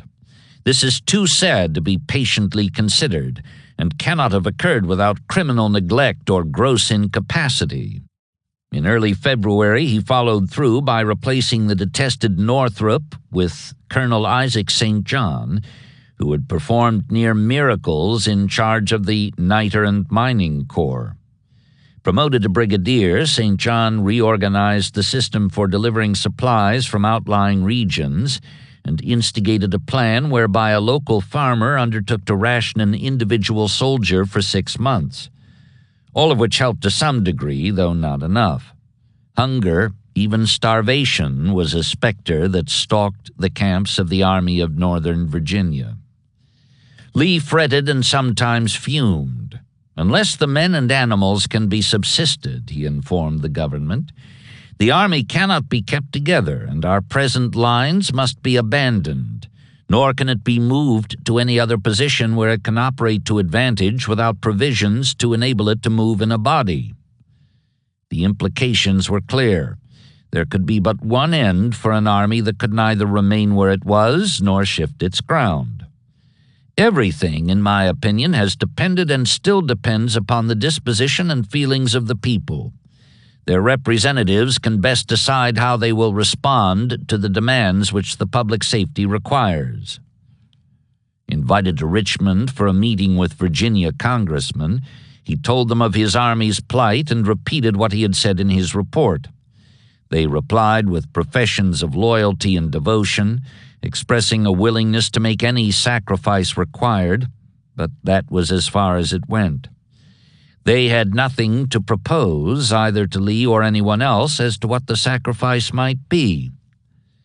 That night after supper, which he took in town with his eldest son Custis, a major general serving under Ewell in the capital defenses, Lee paced up and down the room, gravely troubled. Suddenly he stopped and faced his son, who was seated reading a newspaper by the fire. "Well, Mr. Custis," he said angrily, "I've been up to see the Congress, and they do not seem able to do anything except eat peanuts and chew tobacco, while my army is starving. I told them the condition my men were in and that something must be done at once, but I can't get them to do anything." He fell silent, resumed his pacing, then came back. "Mr. Custis, when this war began, I was opposed to it, bitterly opposed to it.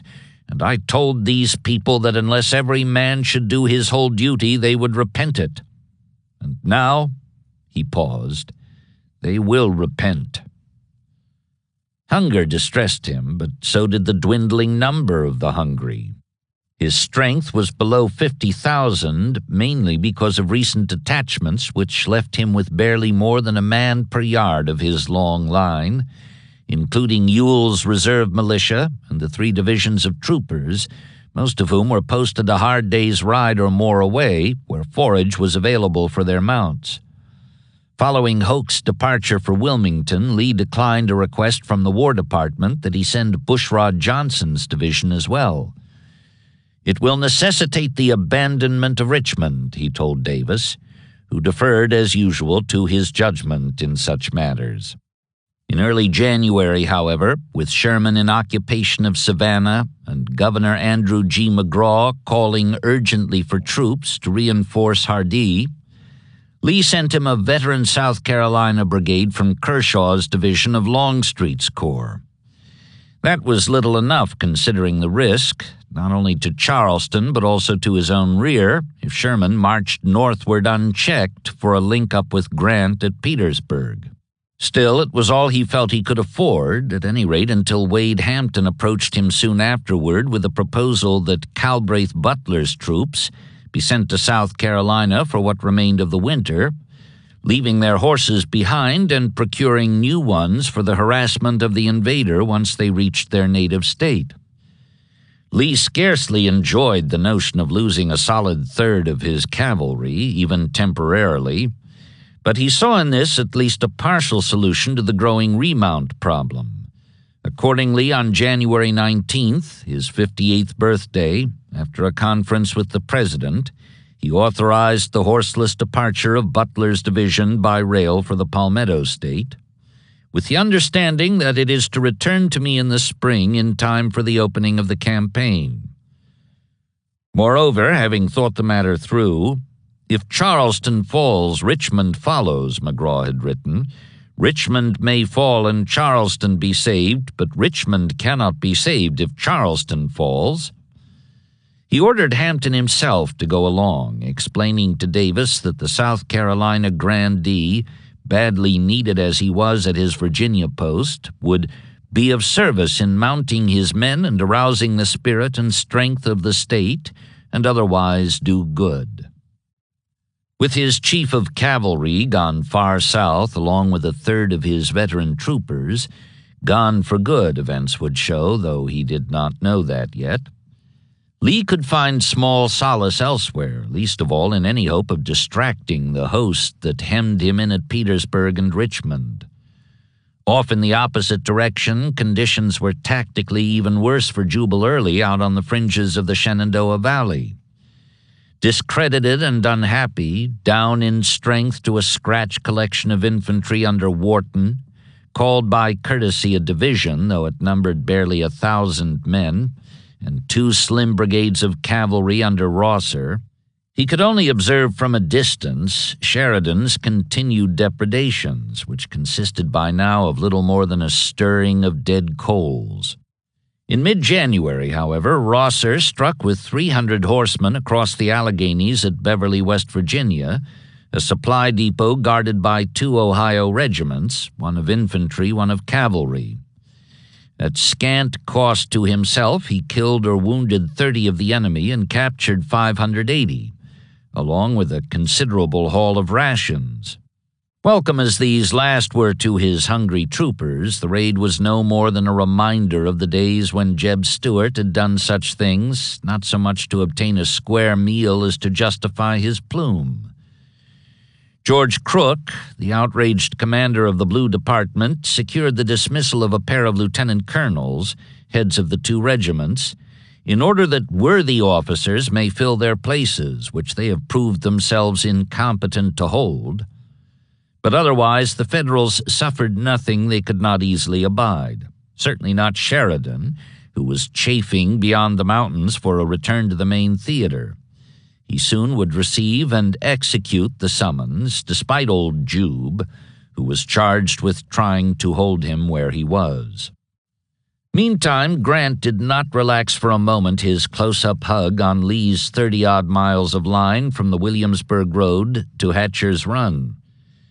Though he had attempted no movement that might bring him to grips with his opponent since the early December strike down the Weldon Railroad, no day passed without its long-range casualties, and the guns were never silent, not even at night, when the spark-trickling fuses of mortar bombs described their gaudy parabolas above the rebel earthworks.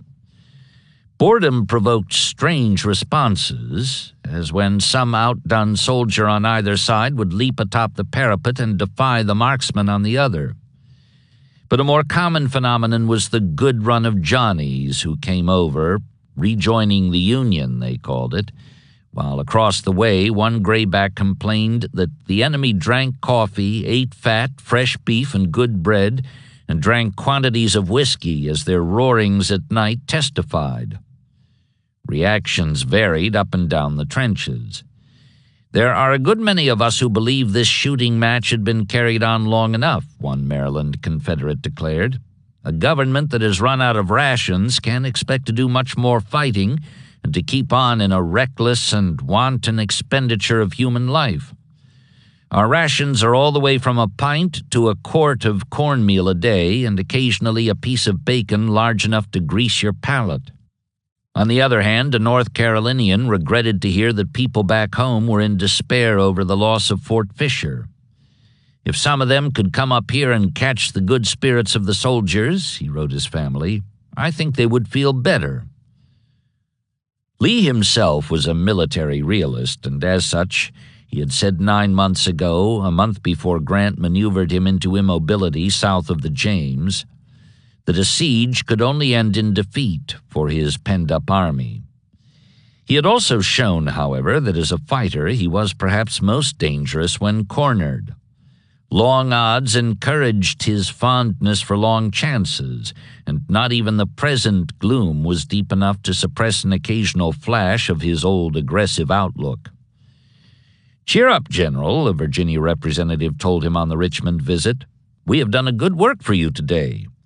The legislature has passed a bill to raise an additional 15,000 men for you."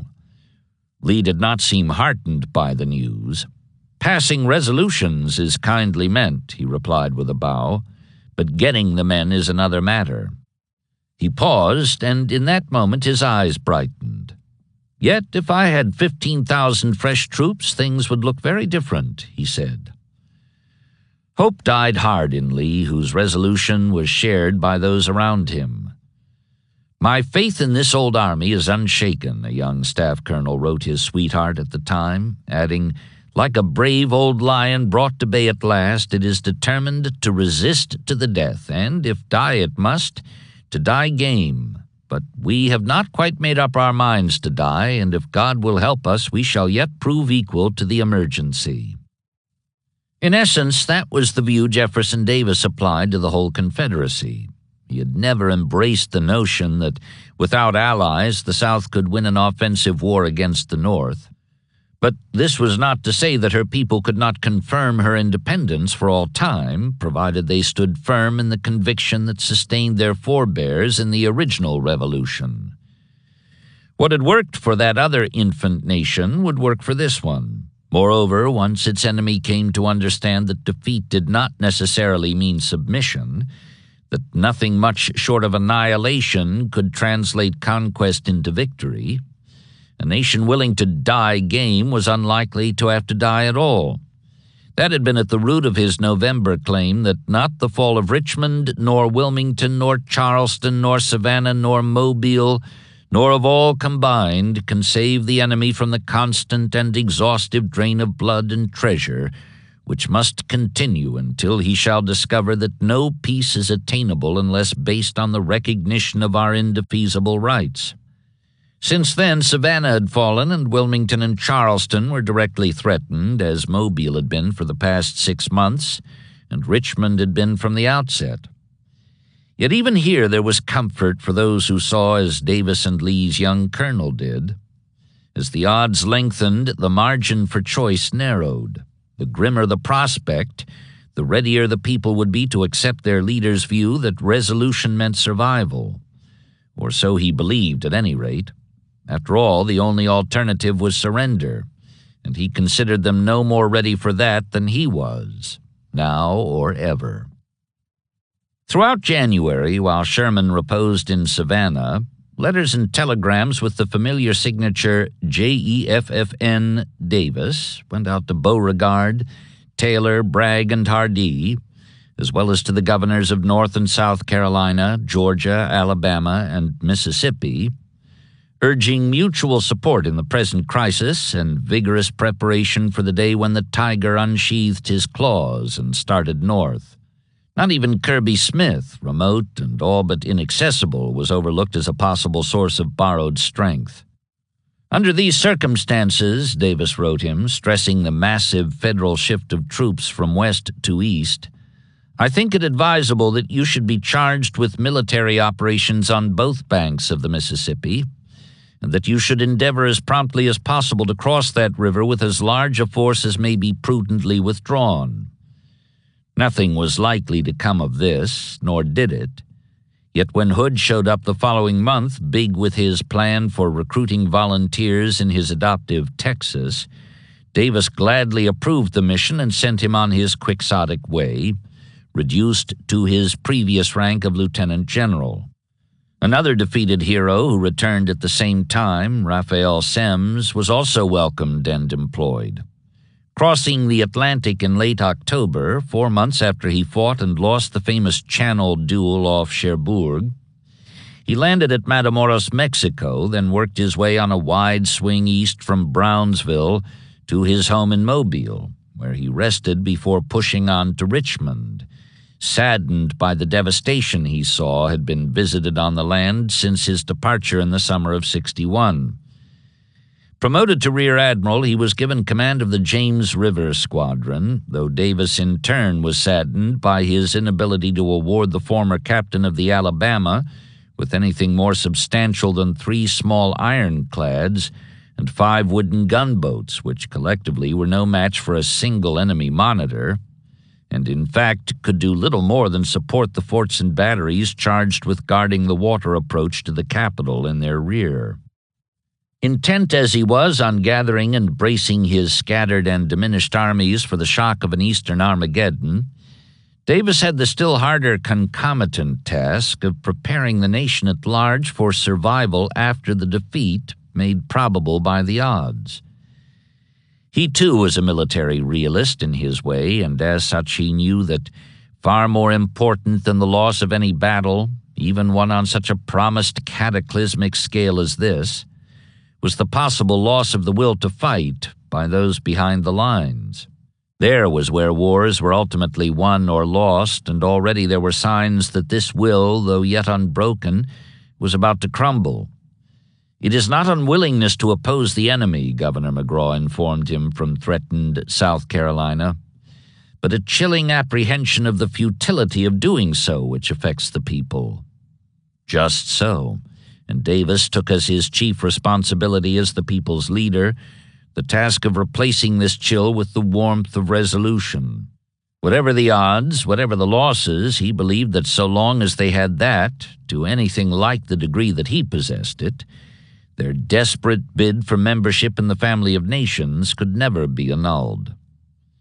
His need to rally the public behind him had never been more acute, but neither had it ever been more stringently opposed by his political adversaries, who saw in the current dilemma a fulfillment of all the woes they had predicted from the outset if Congress continued to let him have his way on such issues as conscription and the periodic suspension of the writ of habeas corpus, in violation of the rights not only of the states but also of individuals. Under the press of circumstance, Davis by now had gone beyond such preconceptions. If the Confederacy falls, he told one congressman in a fruitless effort to bring him over, there should be written on its tombstone, "Died of a theory." That might be. Still, the hardline states' writers could not see it. Desist from such wicked practices, they were saying, and volunteers would flock again to the colors in numbers sufficient to fling the invader back across the Mason-Dixon line. Yet here was the chief executive clearly seeking to move toward the arming of the slaves, with emancipation to follow as the worst of all possible violations of the rights they held dearest. What did we go to war for if not to protect our property? RMT Hunter wanted to know. A Virginian, he was president pro tempore of the Senate and one of its largest slaveholders, known privately to favor a return to the Union on terms likely to be gentler now than after the South's defeat, which the present crisis had convinced him was inevitable. Some colleagues agreed, while others believed the war could still be won if the commander-in-chief only had men around him who knew how to go about it. In mid-January, accordingly, Speaker of the House Thomas Bocock, after conferring with other Virginia members of that body, informed the president that his state desired a complete change in the cabinet, all but Treasury Secretary George A. Trenholm, who had succeeded his fellow South Carolinian Christopher Memminger in July. Otherwise, they would put through a vote of censure that might bring the government down. Davis had no intention of yielding to this unconstitutional threat, but the maneuver was partly successful anyhow, paradoxically costing him and them the only remaining member of his official family from the Old Dominion. Affronted by this slur from representatives of his native state, and wearied by 2 years and 2 months of almost constant tribulation, James Seddon promptly submitted his resignation and declined to withdraw it, only consenting to remain through the end of the month and thus give his successor, Kentuckian John C. Breckinridge, time to clear up matters in his Department of Southwest Virginia before coming to Richmond to take over as the Confederacy's 5th Secretary of War. Under pressure, men responded in accordance with their lights. Some were convinced the time had come for one-man rule, not by Davis but by Lee, the one leader they believed could guide the country through its present crisis. This went up in smoke, however, when Representative William C. Reeves, a fellow Virginian and chairman of the Committee on Foreign Affairs, went to the general with the proposal carefully worded to lessen the shock. Lee reacted as he might have done if presented with a gift-wrapped rattlesnake.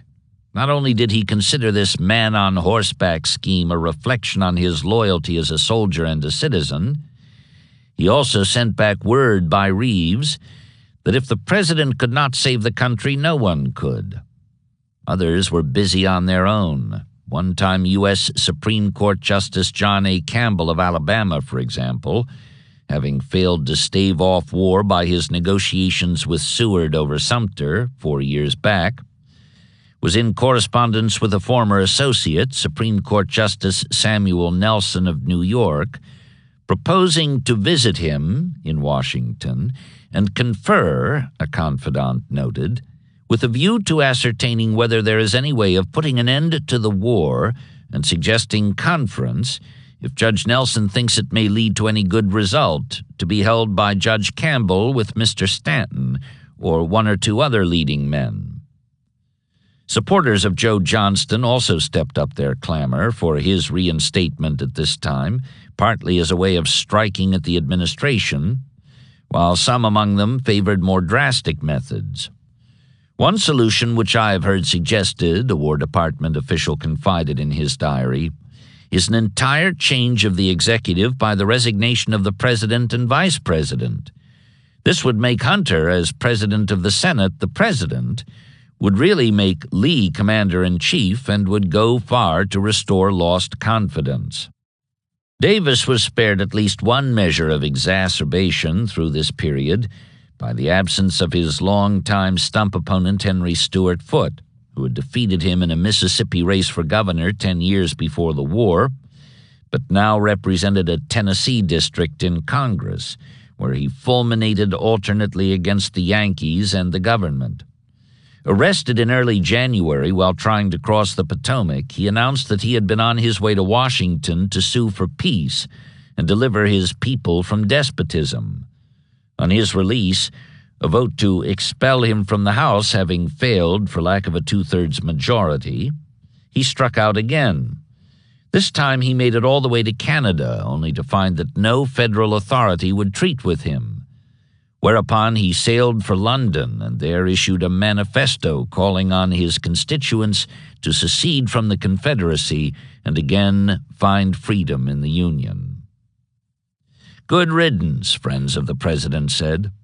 But such relief as his departure brought was more than offset by the simultaneous reappearance of Alexander Stephens, who reacted in just the opposite way to a gloom as deep as Foote's.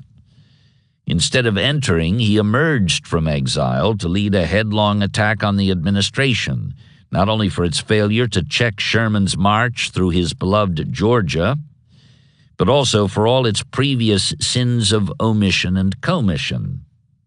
Resuming his vice presidential chore of presiding over the Senate, he arrived in time to cast the deciding vote restoring habeas corpus, then moved on to deliver a ringing speech in which he arraigned the government for incompetence, slack judgment, and despotic arrogance at all levels. The war having failed, he called for the removal of Davis, or, short of impeachment, the opening of direct negotiations for peace with Washington, ignoring the executive entirely, since there could be no end to the fighting so long as the present leader remained in control of the nation's destiny. Thus Stevens, whom Davis in friendlier days had referred to as the little pale star from Georgia, and the Richmond Examiner took up the cry in its January 17th issue, urging the assembly of a convention to abolish the Constitution and remove the chief executive from office, both in preparation for a return to principles long since betrayed by those in whom the people, to their current dismay, had placed their trust.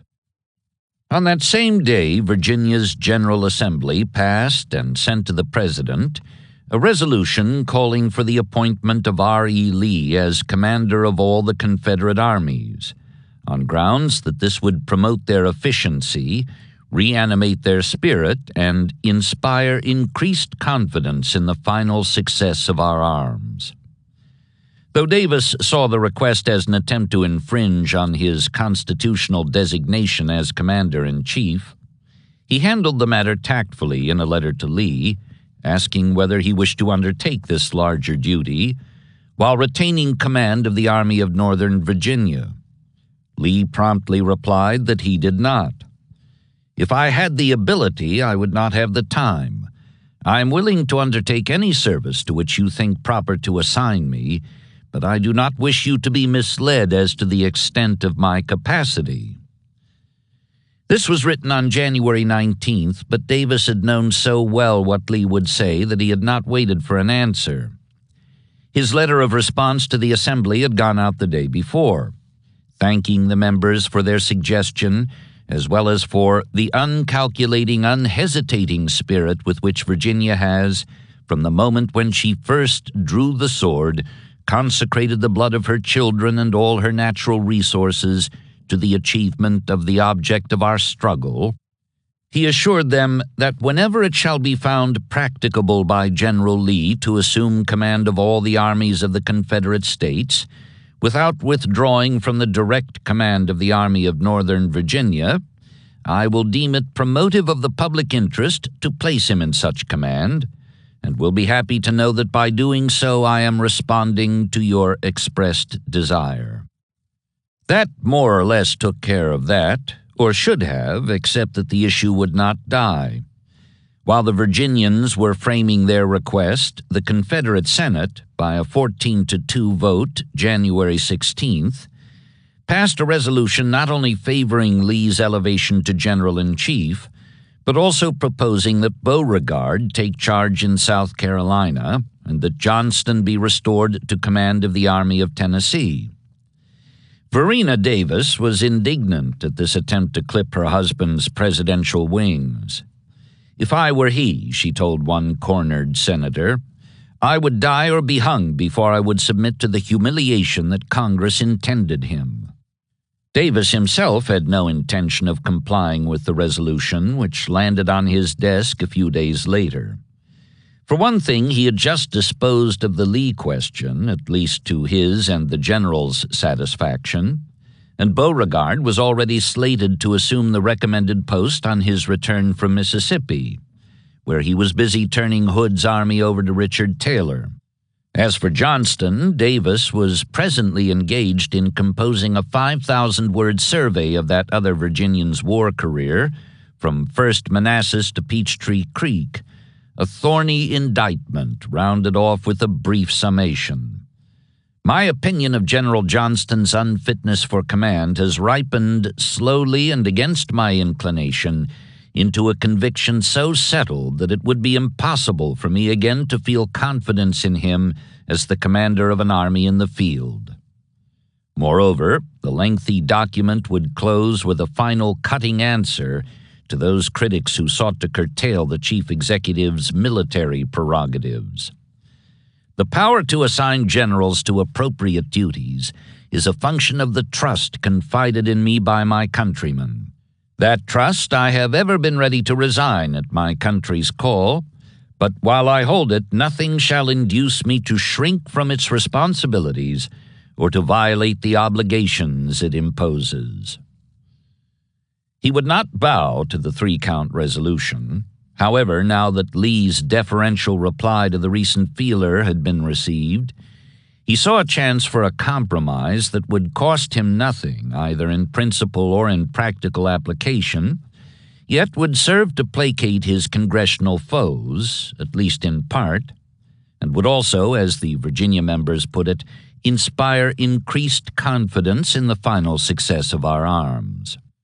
Accordingly, on January 26th, he gladly signed, apparently with no thought of the predicted veto, an act that had passed both houses 3 days ago, providing for the appointment of a Confederate general-in-chief. Congress, of course, had Lee in mind, and on the last day of the month, Davis recommended his appointment, which the Senate quickly approved. Lee's response, addressed to Adjutant General Samuel Cooper, was something of a snub to the politicians who had worked for his elevation. "I am indebted alone to the kindness of His Excellency the President for my nomination to this high and arduous office," he declared, and a final sentence indicated how little he was likely to assert his independence at the post. "As I have received no instructions as to my duties, I do not know what he desires for me to undertake." To Davis himself, soon afterward, Lee expressed his thanks for "your indulgence and kind consideration. I must beg you to continue these same feelings to me in the future, and allow me to refer to you at all times for counsel and advice. I cannot otherwise hope to be of service to you or the country. If I can relieve you from a portion of the constant labor and anxiety which now presses upon you, and maintain a harmonious action between the great armies, I shall be more than compensated for the addition to my present burdens." This was no more and no less than Davis had expected. Not to be outdone in graciousness, he replied, "The honor designed to be bestowed has been so fully won that the fact of conferring it can add nothing to your fame." Greeted with enthusiasm, Lee's appointment encouraged many waverers to hope that his genius, which had transformed near certain defeat into triumph in Virginia 2½ years ago, would now work like a miracle on a larger scale. The man who had saved beleaguered Richmond from McClellan, flinging him back in confusion, first on his gunboats and then on his own capital, would save the beleaguered Confederacy from Grant. But Davis knew only too well that the confirmed defeatists, men like Hunter, Campbell, and Stevens, were not converted by this stroke, which after all was of the pen and not the sword. They were for peace, peace now, and would not believe that anyone, even Robert E. Lee, could do anything more than stave off defeat and thus make the terms for surrender that much stiffer when it came. Above all, they and the impossibilists, who wanted him removed for other reasons, mainly having to do with his overriding of states' rights, believed that Davis would never consent to the mildest compromise the Union authorities might offer, not only because of his known conviction that the loss of the war meant the loss of honor, but also because of his personal situation as the leader of a failed rebellion. "We'll hang Jeff Davis on a sour apple tree," blue-clad troops were singing now, to the tune of John Brown's Body, and Republican politicians were saying much the same thing, in words as harsh and even more specific, from stumps all over the North to wild applause. Davis knew this, and knew as well that he had to find some way to answer and, if possible, discredit his domestic critics before he could unite the nation to meet the impending crisis. But how? He watched and waited. Then it came, from Lincoln, of all people, or, more specifically, Old Man Blair. Blair, that long-time advisor to all the presidents back through Jackson, wanted to add one more to his list in the person of Jefferson Davis, who had been his friend for more than 20 years, but was now beyond his reach. Or perhaps not. Approaching 74, the distinguished Marylander hoped to crown a life of public service with a trip to Richmond for the purpose of persuading Davis to treat for peace and thereby end the war. In mid-December, shortly after Sherman reached the coast, Blair went to Lincoln and asked permission to make the trip. "Come to me after Savannah falls," the president told him, which he did, and on December 28th was handed a card inscribed, "Allow the bearer, F.P. Blair, Senator, to pass our lines, go south, and return. A. Lincoln." He left at once, and on December 30th sent Davis 2 letters from Grant's headquarters at City Point.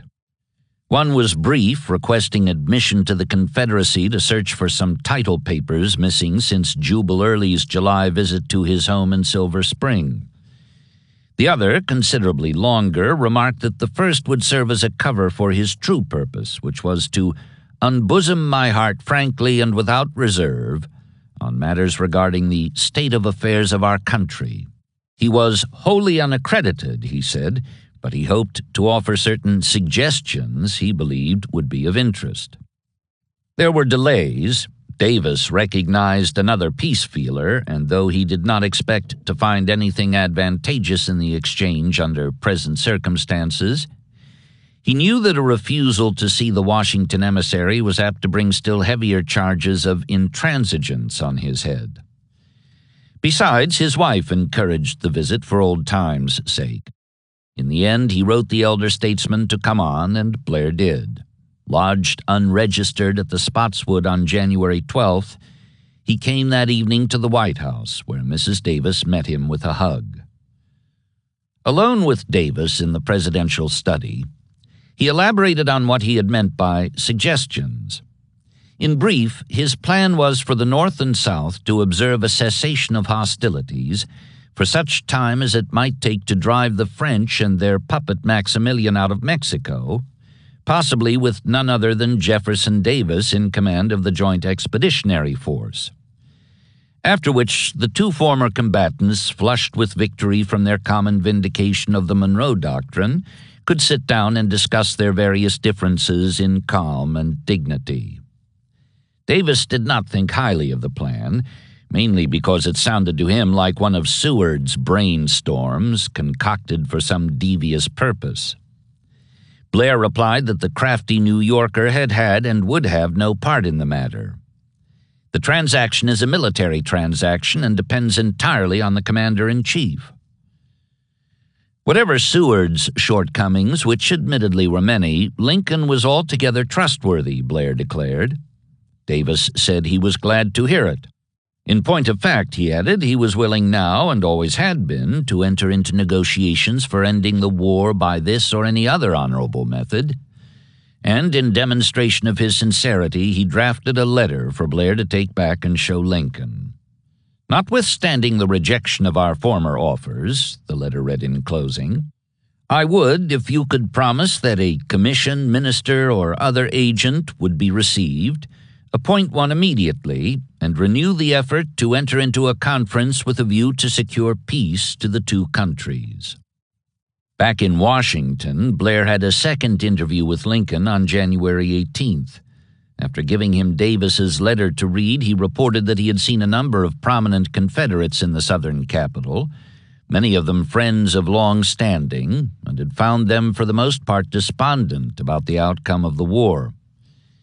Lincoln appeared more interested in this last than in the letter, which seemed to him to promise little in the way of progress, but in the end gave Blair a letter of his own in indirect answer to the one from Davis.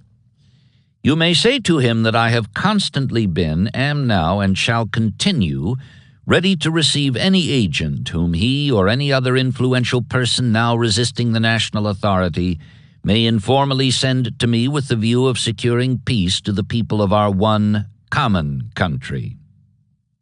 There, in the final words of the paired notes, the 2 countries, our one common country, the impasse was defined, and paradoxically the maneuvering began in earnest.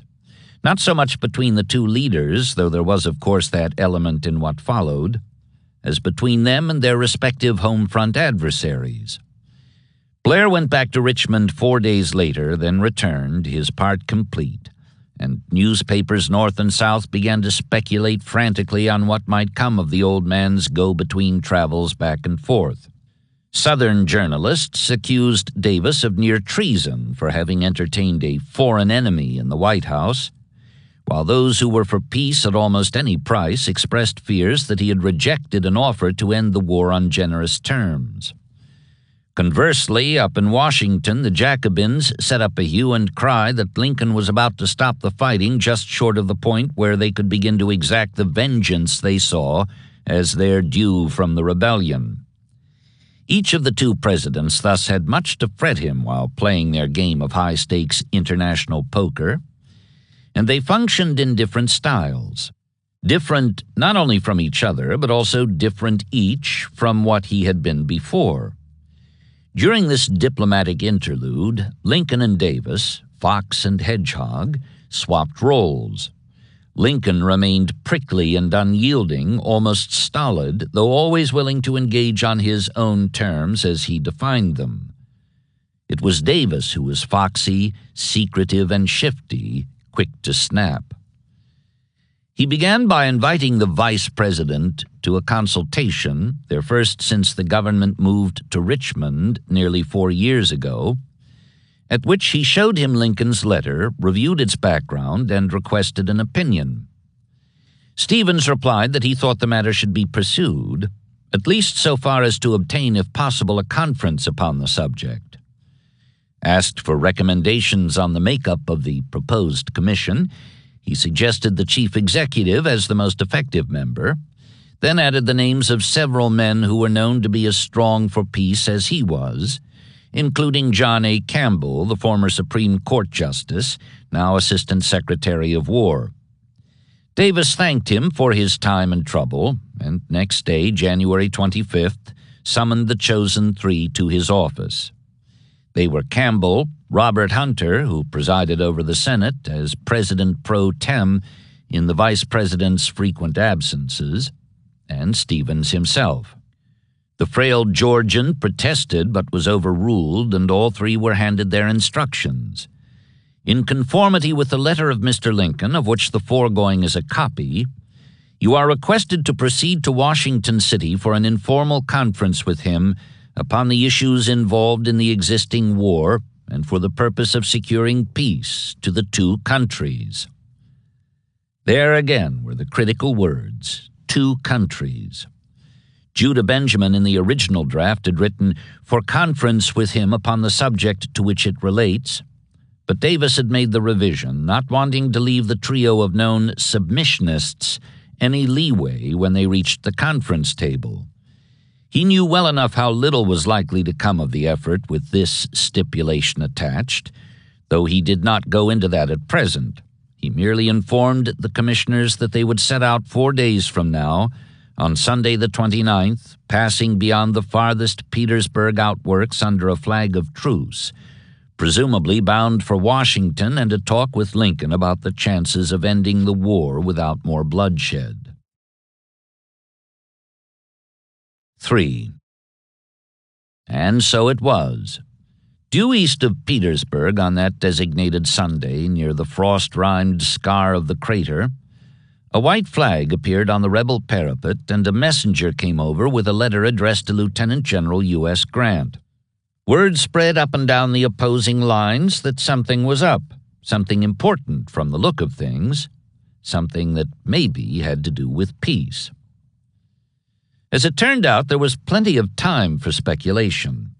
Grant was down the coast, looking over the Wilmington defenses with Schofield, who was to move against them as soon as his transports could descend the ice-jammed Potomac. By the time a fast packet got the flag of truce message to Fort Fisher, and word came back that the applicants were to be admitted and lodged at headquarters pending Grant's return, 2 days had passed.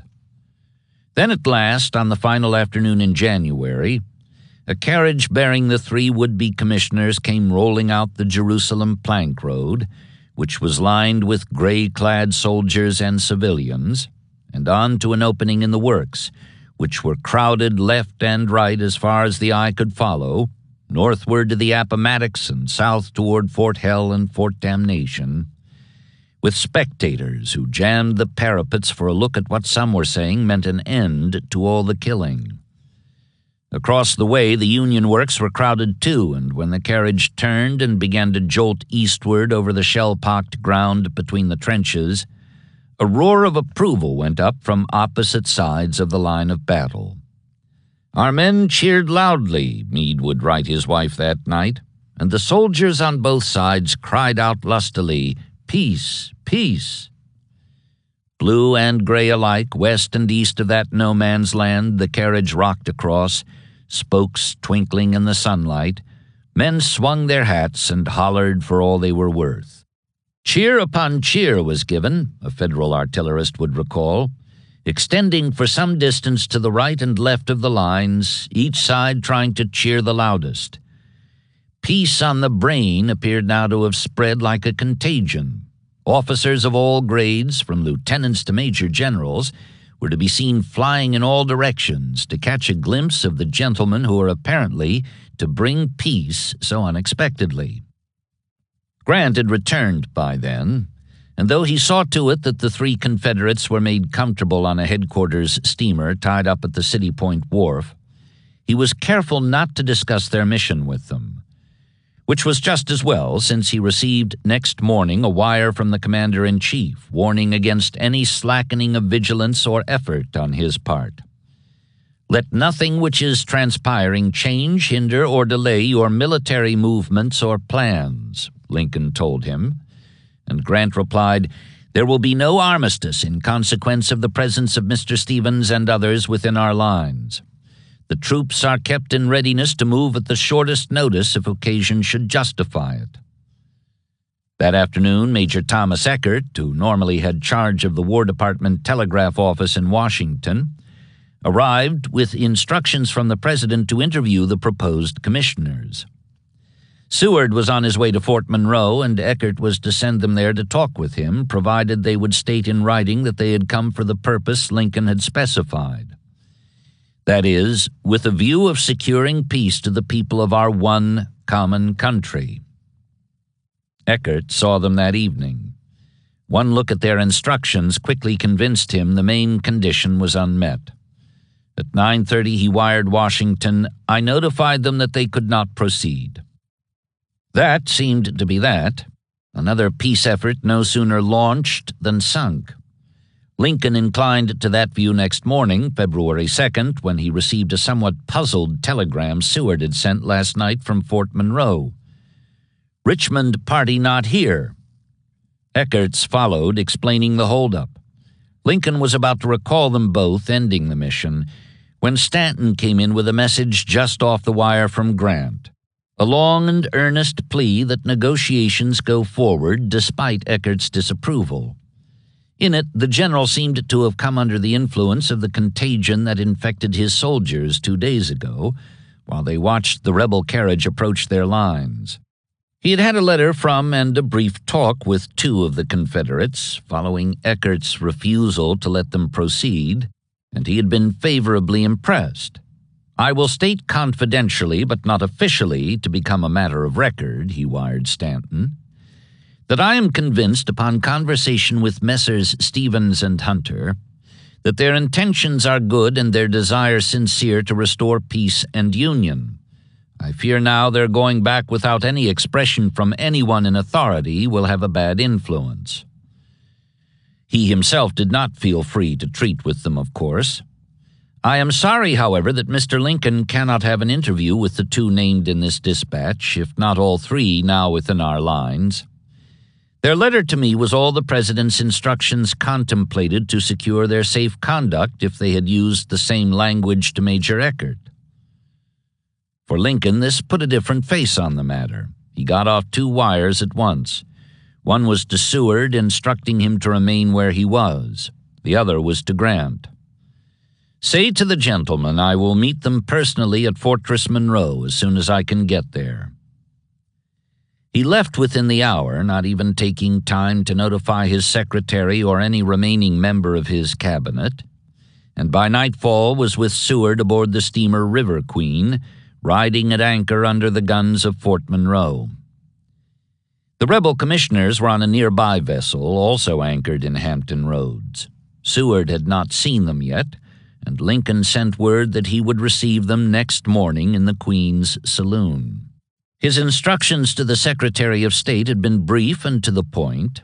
listing 3 indispensable conditions for peace. One was restoration of the national authority throughout all the states. Another was that there be no receding on the slavery question, while the third provided for no cessation of hostilities short of the end of the war and the disbanding of all forces hostile to the government. Lincoln considered himself bound by these terms as well and had no intention of yielding on any of them, whatever else he might agree to. The Confederates were punctual, coming aboard shortly after breakfast Friday morning, February 3rd. Handshakes and an exchange of amenities as between old friends preceded any serious discussion. "Governor, how is the Capitol? Is it finished?" Hunter asked. Seward described the new dome and the big brass door, much to the interest of the visitors, all 3 of whom had spent a good part of their lives in Washington, Campbell as a high court justice, Hunter as a senator, and Stevens as a 9-term congressman. Lincoln was particularly drawn to the last of these, having admired him when they served together in the House at the time of the Mexican War, which they both opposed. A little, slim, pale-faced, consumptive man, he called him then, writing home that his fellow Whig had just concluded the very best speech of an hour's length I ever heard. Stevens, though still pale-faced, seemed to have put on a great deal of weight in the past few years. That is, until he took off a voluminous floor-length overcoat fashioned from blanket-thick cloth, a long wool muffler, and several shawls wound round and round his waist and chest against the cold. Then it was clear that he had not added an ounce of flesh to his 94 pounds of skin and bones. "Never have I seen so small a nubbin come out of so much husk," Lincoln said with a smile as they shook hands. That, too, helped to break the ice, and when the 5 took seats in the saloon, conversing still of minor things, the Union president and Confederate vice president spoke of their days as colleagues 16 years ago. There had been a welcome harmony between the states and sections then, Stevens remarked, and followed with a question that went to the heart of the matter up for discussion. "Mr. President, is there no way of putting an end to the present trouble?" Lincoln responded in kind, echoing the closing words of his recent message to Congress. "There is but one way," he said, "and that is for those who are resisting the laws of the Union to cease that resistance." Although this was plain enough, so far as it went, Stevens wanted to take it further. "But is there no other question," he persisted, "that might divert the attention of both parties for a time?"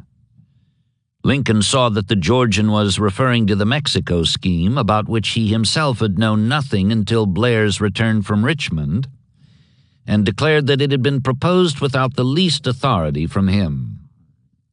"The restoration of the Union is a sine qua non with me," he said. Anything that was to follow had to follow that. Stevens took this to mean that a Confederate pledge for reunion must precede such action, and maintained that it was unneeded. A settlement of the Mexican question in this way would necessarily lead to a peaceful settlement of our own. But that was not what Lincoln had meant, as he now made clear. He would make no agreement of any kind, he said, until the question of reunion was disposed of once and for all. That had to come first, if only because he could never agree to bargain with men in arms against the government in his care. Hunter, who had preceded Benjamin as Secretary of State and prided himself on a wide knowledge of international precedents, remarked at this point that Charles I of England had dealt with his domestic foes in just that way. Lincoln looked askance at the Virginian, then replied, "Upon questions of history I must refer you to Mr. Seward, for he is posted in such things. My only distinct recollection of the matter is that Charles lost his head." Hunter subsided, at least for a time, and the talk moved on to other concerns. Campbell, ever the jurist, wanted to know what the Northern authorities had in mind to do when and if the Union was restored, about Southern representation in Congress, the 2 Virginias, and wartime confiscation of property, including slaves. Lincoln and Seward between them dealt with the problems one by one. Congress, of course, would rule on its own as to who would be admitted to a seat in either house. West Virginia was and would remain a separate state. As for compensation, both considered it likely that Congress would be lenient in its handling of property claims once the war fever cooled down, and Lincoln added that he would employ executive clemency where he could, though he had no intention of revoking the Emancipation Proclamation, which was still to be tested in the courts. At this point, Seward broke the news of the 13th Amendment, approved while the commissioners were entering Grant's lines 3 days ago, and Lincoln remarked that he still favored some form of compensation by the government for the resultant loss in slaves, provided, of course, that Congress would go along, upon ratification, and vote the money for payment to former owners, which seemed unlikely considering the present reported mood and makeup of that body. All this came as a considerable shock to the three rebel listeners, but the shock was mild compared to what followed when Hunter, having recovered a measure of his aplomb, expressed their reaction in a question designed to demonstrate just how brutally intransigent such terms were.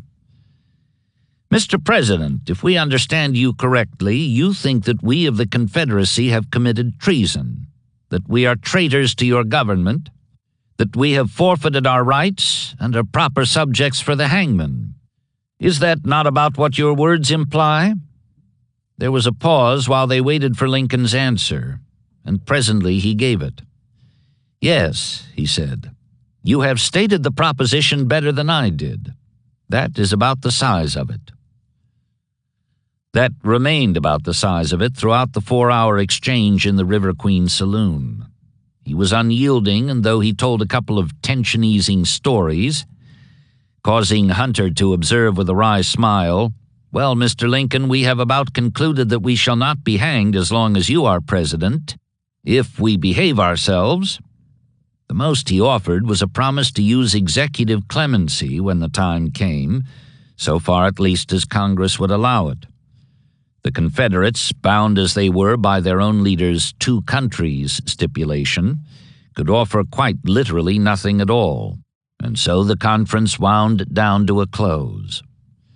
Amid the flurry of parting handshakes, Lincoln said earnestly, "Well, Stevens, there has been nothing we could do for our country.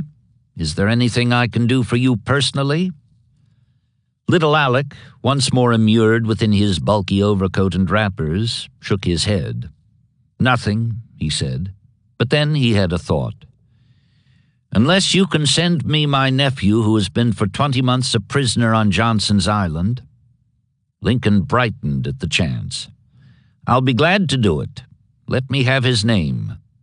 He wrote the name in a notebook, and that was how it came about that Lieutenant John A. Stevens, captured at Vicksburg in mid-63, was removed from his Lake Erie Island prison camp and brought to Washington the following week for a meeting with the President at the White House. Lincoln gave him a pass through the Union lines and a photograph of himself as well, saying of the latter, "You had better take that along. It is considered quite a curiosity down your way, I believe." Young Stevens and the photograph were about all the South got out of the shipboard conference in Hampton Roads, except for an appended gift from the Secretary of State. Reaching their own steamer, the commissioners looked back and saw a rowboat coming after them, its only occupant a Negro oarsman. He brought them a basket of champagne and a note with Seward's compliments. As they waved their handkerchiefs in acknowledgment and thanks, they saw the genial New Yorker standing on the deck of the Queen, a bosun's trumpet held to his mouth. "Keep the champagne," they heard him call to them across the water, "but return the Negro." Stevens, Hunter, and Campbell spent another night tied up to the wharf at City Point, and then next day recrossed the Petersburg lines, their mission ended. Today they returned to Richmond, Meade wrote his wife that evening, but what was the result of their visit no one knows. At the present moment, 8 p.m., the artillery on our lines is in full blast, clearly proving that at this moment there is no peace. A basket of wine, supplemented in time by a homesick Georgia lieutenant bearing a photograph of Lincoln, seemed a small return for the 4-day effort by the 3 commissioners, who came back in something resembling a state of shock from having learned that negotiations were to follow, not precede, capitulation. Davis, however, was far from disappointed at the outcome.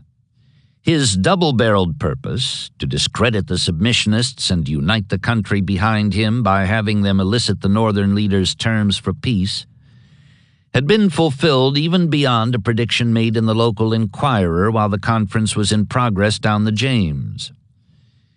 "We think it likely to do much good," the editor wrote, "for our people to understand in an authoritative manner from men like Vice President Stevens, Senator Hunter, and Judge Campbell the exact degree of degradation to which the enemy would reduce us by reconstruction.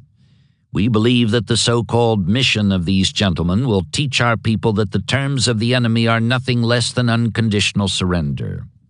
Now that this had been borne out, Davis used much the same words in a note attached to a formal report of the proceedings, submitted to Congress on the Monday after the Saturday the 3 envoys reappeared in Richmond.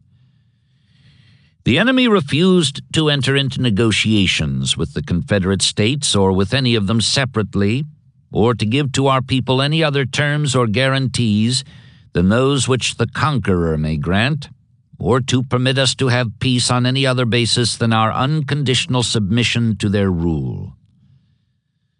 Wasting no time, he struck while the propaganda iron was hot. Amid the rush of indignation at the news from Hampton Roads, Virginia's redoubtable Extra Billy called a meeting at Metropolitan Hall that same evening, February 6th, to afford the public a chance to adopt resolutions condemning the treatment its representatives had received 3 days ago on board the River Queen at the hands of the Northern leader and his chief lieutenant. Robert Hunter was one of the speakers. If anything was wanted to stir the blood, he informed the close-packed gathering, it was furnished when we were told that the United States could not consent to entertain any proposition coming from us as a people. Lincoln might have offered something. No treaty, no stipulation, no agreement, either with the Confederate States jointly or with them separately. What was this but unconditional submission to the mercy of the conquerors? The crowd rumbled its resentment, subsiding only to be aroused by other exhortations, then presently stirred with a different kind of excitement as a slim figure in worn gray homespun entered from Franklin Street, paused in the doorway, and started down the aisle. It was Davis. Governor Smith greeted the unexpected visitor warmly and escorted him to the platform, where he stood beside the lectern and looked out over the cheering throng. A smile of strange sweetness came to his lips, one witness later wrote, as if the welcome assured him that, decried as he was by the newspapers and pursued by the clamor of politicians, he had still a place in the hearts of his countrymen. When the applause died down at last, he launched into an hour-long oration, which all who heard it agreed was the finest he ever delivered. Even Pollard of the Examiner, his bitterest critic south of the Potomac, noting the shifting lights on the feeble, stricken face, declared afterwards that he had never been so much moved by the power of words spoken for the same space of time. Others had a similar reaction, but no one outside the hall would ever know. Davis spoke from no text, not even notes, and the absence of a shorthand reporter caused this appeal of surpassing eloquence to be lost to all beyond range of his voice that night. Hearing and watching him, Pollard experienced a strange pity, a strange doubt that this old man eloquent was the weak and unfit president he had spent the past 3 years attacking. Mr. Davis frequently paused in his delivery.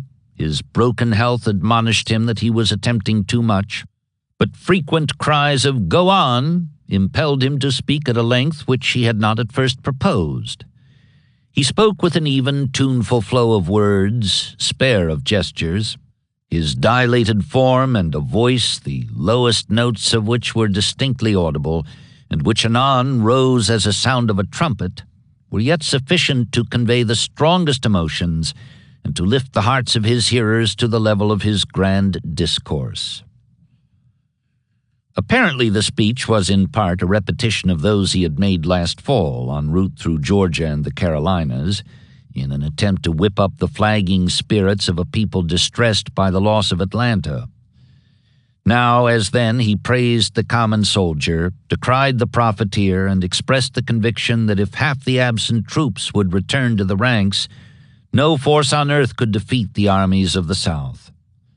In any case, with or without these shirkers, he predicted that if the people would stand firm, the Confederacy would compel the Yankees in less than 12 months to petition us for peace on our own terms.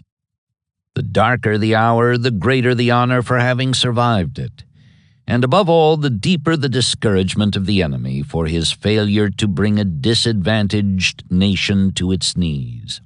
As it was, he had nothing but scorn for those who spoke of surrender, especially now that Lincoln had unmasked himself at Hampton Roads, revealing the true nature of his plans for the post-war subjugation of all who had opposed him and his Jacobin cohorts in the North.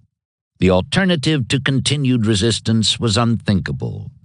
Not only did he prefer death sooner than we should ever be united again with such a foe, what shall we say of the disgrace beneath which we should be buried if we surrender with an army in the field more numerous than that with which Napoleon achieved the glory of France, an army standing among its homesteads?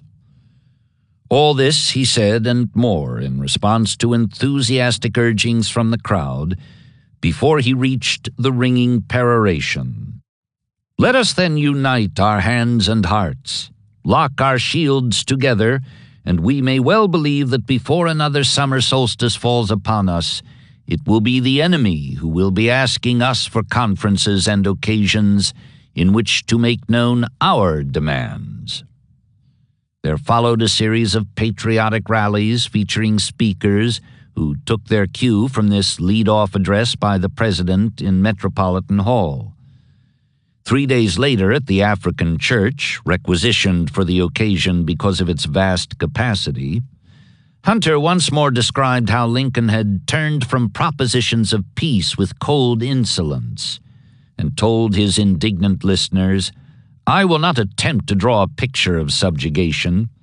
It would require a pencil dipped in blood." Benjamin, the next man up, came forward with his accustomed smile. "Hope beams in every countenance," he said. "We know in our hearts that this people must conquer its freedom or die." He brought up the touchy subject of arming the slaves, calling on Virginia to set the example by furnishing 20,000 black recruits within the next 20 days, and was pleased to find that the subject was not so touchy after all. The outsized crowd approved with scarcely a murmur of dissent. Davis spoke too, though briefly, again predicting a Confederate victory by the end of summer, then left the rostrum to other dignitaries who continued the day-long oratory into the evening. Judge Campbell, unstrung by his recent visit beyond the enemy lines, was not among them, nor was Stevens, who, though he was present as Campbell was not, was too disheartened to join the chorus of affirmation. Like all the rest, he was swept along by the President's address, which he praised for its loftiness of sentiment and rare form of expression, as well as for the magnetic influence in its delivery. Even so, looking back on it later, he pronounced it little short of dementia. Asked by Davis after the meeting what his plans were, he replied that he intended to go home and remain there. He would neither make any speech nor even make known to the public in any way of the general condition of affairs, but quietly abide the issue of fortune. Discredited, outmaneuvered, he threw in the sponge at last. He left Richmond next day, returning to Liberty Hall, his home near Crawfordville, a deserter like some 100,000 others, and there remained in what he termed perfect retirement for the balance of the war. Such defection was rather the exception through this time, even among the vice president's fellow Georgians, who lately had been exposed to the wrath or whim of Sherman's bummers.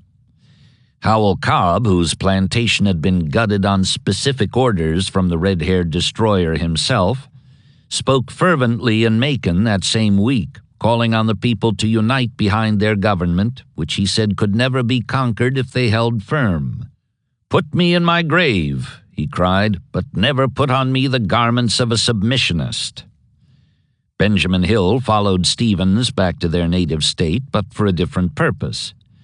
Addressing crowds in Columbus, Forsyth, and LaGrange, he declared that the Confederacy still had 500,000 men of military age, together with plenty of food and munitions.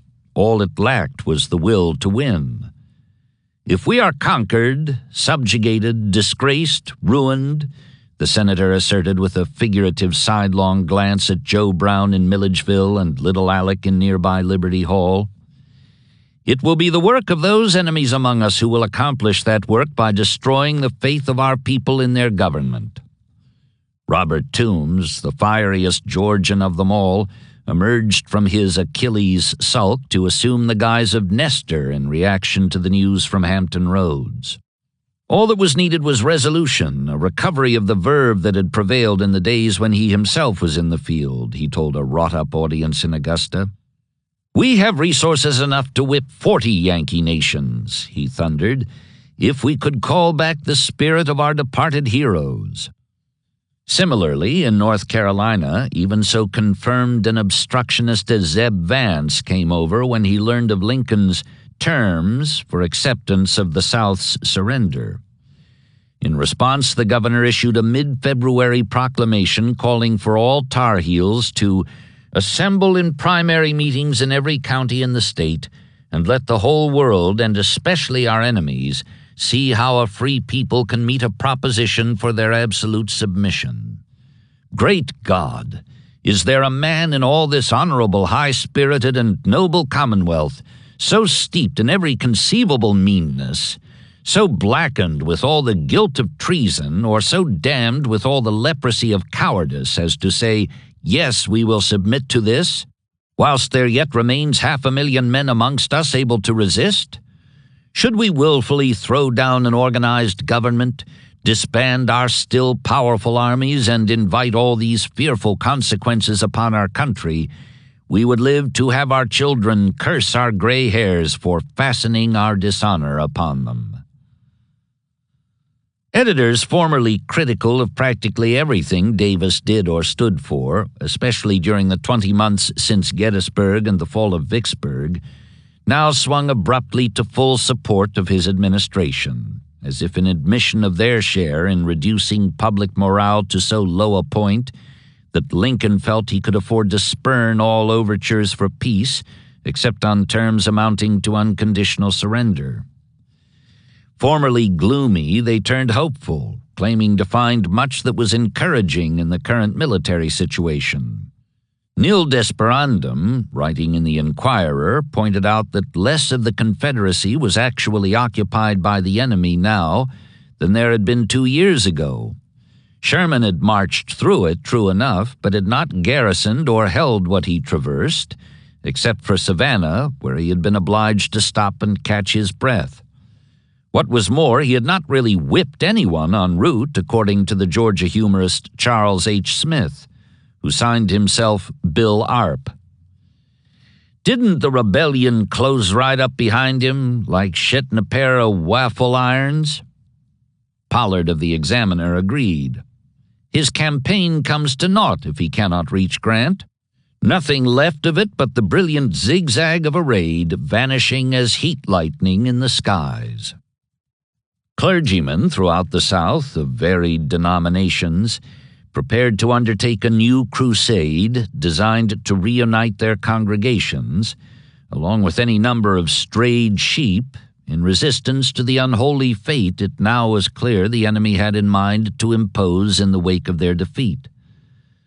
Army units began sending home letters signed in mass, expressing confidence in victory if only those behind the lines would emulate the soldiers at the front.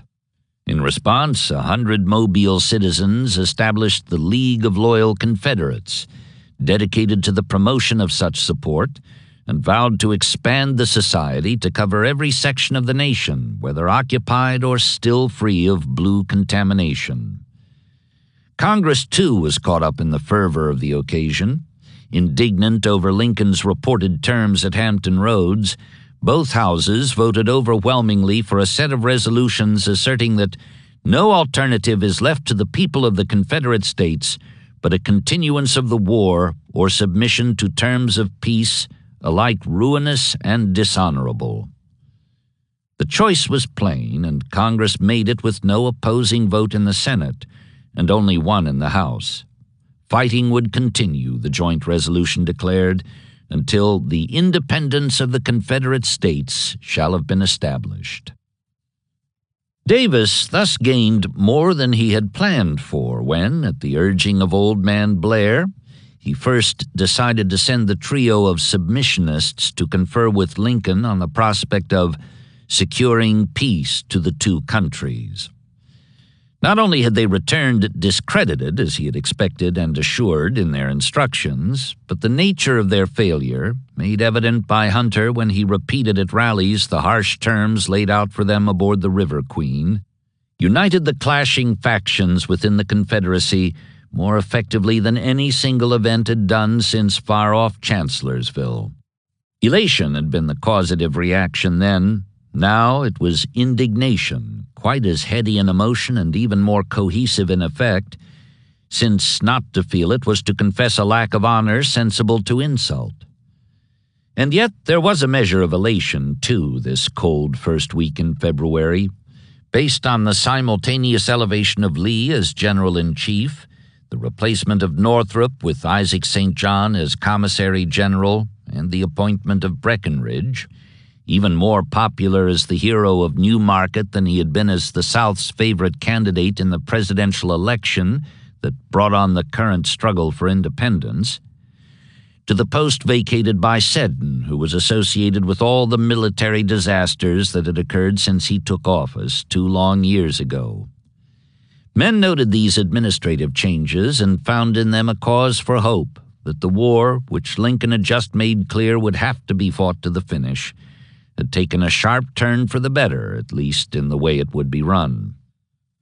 How deep the emotion went was another matter. It might be what Pollard, reverting to type, would call a spasmodic revival or short fever of the popular mind, in which case not even the indignation, let alone the tentative elation, would outlast the march begun that week by Sherman, north through the Carolinas from Savannah. The South's condition is pitiable, Seward had told his wife after talking with Blair on the eve of the Hampton Roads Conference, but it is not yet fully realized there. That, too, might be true, in which case, deep or shallow, the unifying reaction came too late.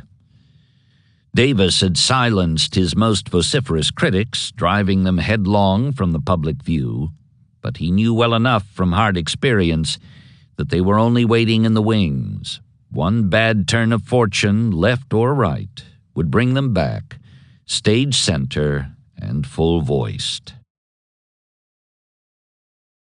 4. Lee received formal notice of his appointment to command of all the armies on February 6th, midway through a heavy 3-day attack on his right flank at Hatcher's Run, word of which had reached him the day before, a Sunday, while he was at church in Petersburg. Contrary to his usual custom, though he waited out the service, he went with the first group to the chancel for communion before he left to ride down the Boydton Plank Road, where guns were growling and infantry was engaged on the far side of the frozen stream. Some green recruits, exposed to their first large-scale action, were in a state of panic along one critical part of the line, and when the good gray general rode out to rally them, a heroic figure accustomed to exciting worshipful fervor in veterans who then would set up a shout of "Lee to the rear, Lee to the rear," one badly rattled soldier flung both hands above his head in terror and exclaimed, "Great God, old man, get out of the way! You don't know nothing!" Grant had made no serious effort to attack or flank the Petersburg defenses since his late October drive to cut the South Side Railroad was turned back at Burgess Mill, where the Boydton Plank Road straddled Hatcher's Run. Mindful, however, of Lincoln's admonition on the eve of Hampton Roads, "Let nothing which is transpiring change, hinder, or delay your military movements or plans," he considered it time, despite the bitterness of the weather, to give the thing another try, less ambitious both in size and scope, but profitable enough if it worked out. This time he would not attempt to seize the railroad. He would be content to reach and hold the Boydton Pike, which ran northeast from Stony Creek and Dinwiddie Courthouse, believing that this was the route Lee's supply wagons took from the new Petersburg and Weldon railhead at Hicksford, just beyond the Meharon River. Accordingly, on February 4th, the Saturday the three rebel envoys returned to their own lines from City Point. Warren and Humphreys were instructed to move out next morning, each with two of his three divisions, preceded by Gregg's troopers, who were to strike and patrol the objective from Dinwiddie to Burgess Mill, capturing whatever enemy trains were on it until the infantry arrived to establish permanent occupation. So ordered, Gregg set out before dawn Sunday, and Warren followed from his position on the Union left, 2 miles west of Globe Tavern. Humphreys brought up the rear, his marchers breathing steam in the frosty air while their boots crunched ice in puddles along the way. Hard as the weather was on men in the open, mounted or afoot, it had much to do with their success. First in reaching the Boydton Road unchallenged, and then in holding their own through most of the 3-day action, which presently went into the books as the Battle of Hatcher's Run. Thinly clad and poorly fed, shivering in their trenches north of the stream, the Confederates apparently had not believed that any general, even Grant, would purposely expose his troops to the cutting wind, whistling over a bleak landscape frozen iron hard, for a prize of so little worth. As it turned out, Lee was scarcely using the Dinwiddie artery as a supply route at all, considering it too vulnerable to just such a strike as now was being made. Early on the scene, the Blue Troopers captured only a few wagons out on a foraging expedition, and when the infantry came up, Warren on the left confronting Burgess Mill and Humphreys opposite Armstrong's Mill 2 miles below, there was little for them to do but dig in under long-range fire from guns in the rebel works beyond the run. Late that afternoon, the Graybacks tried a sortie against Humphreys, who rather easily turned it back. Reinforced that night by 2 divisions sent by Meade from the lines on the far side of Petersburg, one from Wright, the other from Park, he was joined before daylight by Warren and Gregg, who gave up holding and patrolling the unused Boydton Plank Road in favor of a concentration of all available forces. Next morning, February 6th, Lee was notified of his confirmation as General-in-Chief, and Davis would speak that night in Metropolitan Hall. Scouts reported the defenders hugging their works, but a probe by Warren that afternoon provoked a counterattack that drove him back in some disorder until he stiffened alongside Humphreys. Together they broke up the butternut effort, which turned out to have involved all 3 of Gordon's divisions as well as one of Hill's. Despite this evidence of compacted danger and a total of 1,474 casualties, most of them Warren's, Humphreys lost 155 all told. The Federals remained on the south bank of the creek well into the following day, then recrossed to take up a new position, extending Grant's left to the Vaughan Road crossing of Hatcher's Run, 3 miles downstream from Burgess Mill and about the same distance southwest of where his flank had rested prior to this latest attempt to turn his adversaries right. Militarily, the results of this latest flanking try were negligible, except on 2 counts.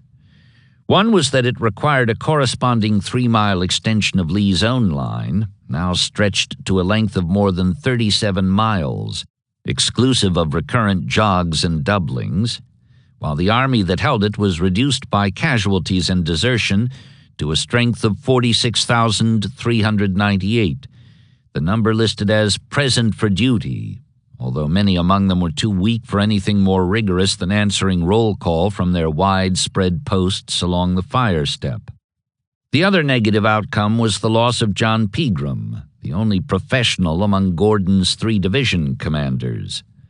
Shot through the heart, he fell leading the counterattack on the second day of battle, 2 weeks past his 33rd birthday, and was buried 2 days later from St. Paul's Church in Richmond, just 3 weeks after he was married there. Such a loss came hard, but hardest of all, perhaps, was the feeling of what the 3-day fight portended, coming as it did at a time when the food reserve was quite exhausted. Throughout the action, the troops received no issue of meat, only a scant handful of meal per man. Lee protested to the War Department about this, and the absence of his cavalry dispersed for lack of forage. Taking these facts in connection with the paucity of our numbers, he informed his superiors in the capital at his back, "You must not be surprised if calamity befalls us." At the same time, he spoke to those below him not of calamity, but of fortitude and courage. On February 11th, 4 days after the fighting subsided along Hatcher's Run, he issued, with the concurrence of the President, a final offer of pardon for all deserters who would return to the colors within 20 days. Included in this general order, the first since he took over as General-in-Chief, was an address to all the nation's soldiers, present and absent. The choice, he said, had been narrowed between war and abject submission, and to such a proposal brave men with arms in their hands can have but one answer. They cannot barter manhood for peace, nor the right of self-government for life or property. Taking new resolution from the fate which our enemies intend for us, Lee's appeal concluded, let every man devote all his energies to the common defense. Our resources, wisely and vigorously employed, are ample, and with a brave army sustained by a determined and united people, success with God's assistance cannot be doubtful. The advantages of the enemy will have but little value if we do not permit them to impair our resolution. Let us then oppose constancy to adversity, fortitude to suffering, and courage to danger, with the firm assurance that He who gave freedom to our fathers will bless the efforts of their children to preserve it. Sherman by then was 11 days out of Savannah, and though all was confusion in his path and ruin in his rear, his purpose was becoming clearer with every northward mile he covered toward a link-up with Schofield, moving inland from Fort Fisher against Wilmington and Bragg. So too was Grant's purpose, which Lee believed was to act on his own before the intended conjunction.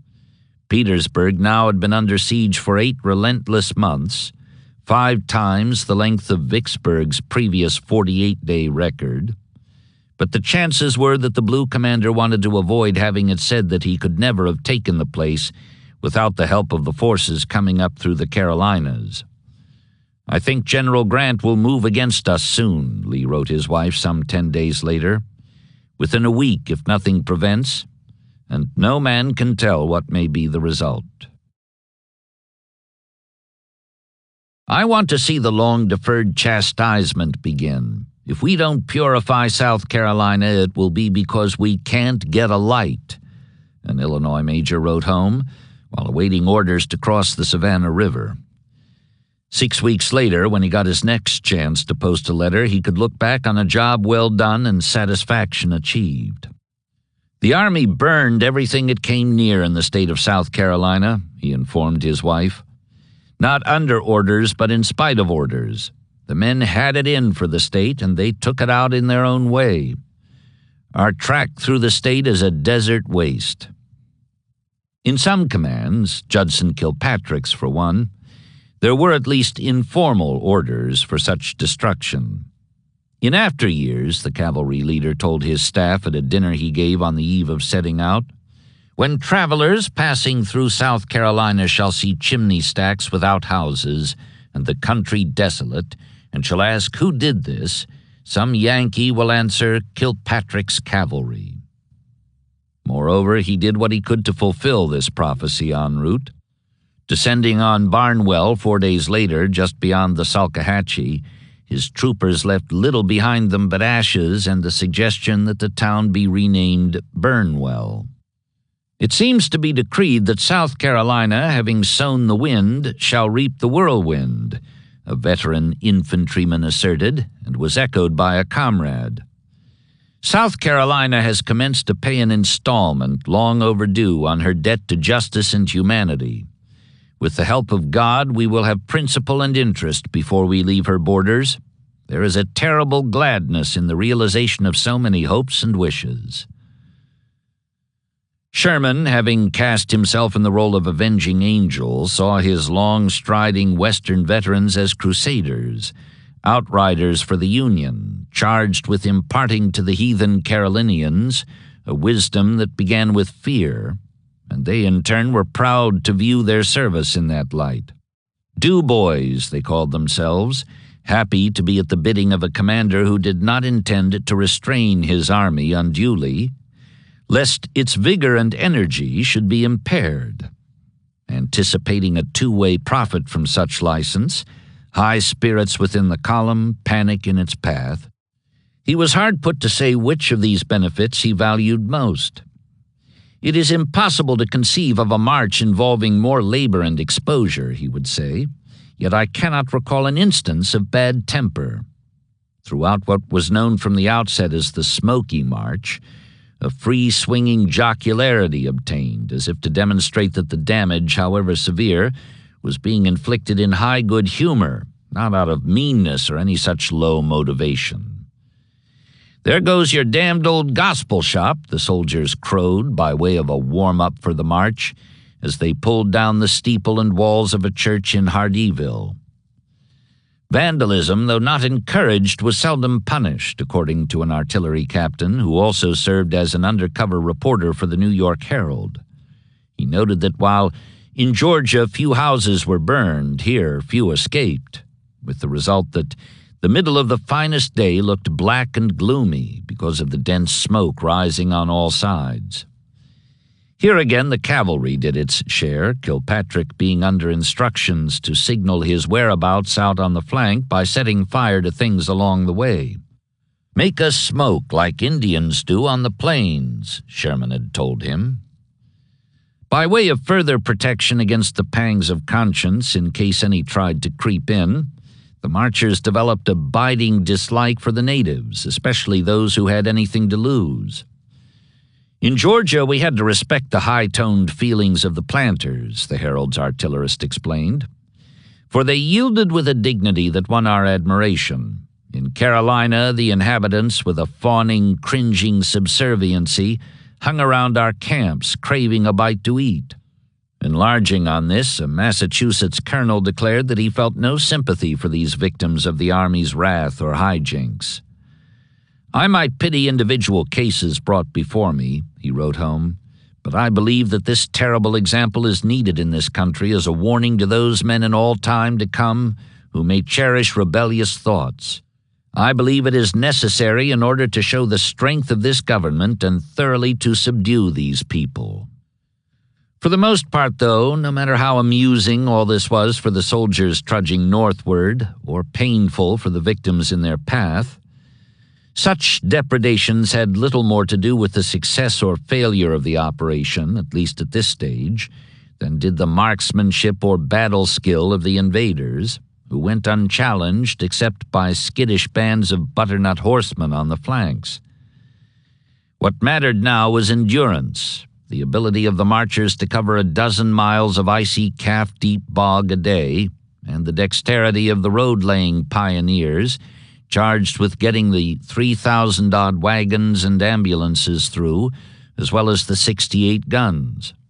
On the right, where Howard had taken a steam-propelled head start up Port Royal Sound, then overland to Pocataligo, this was not so much of a problem.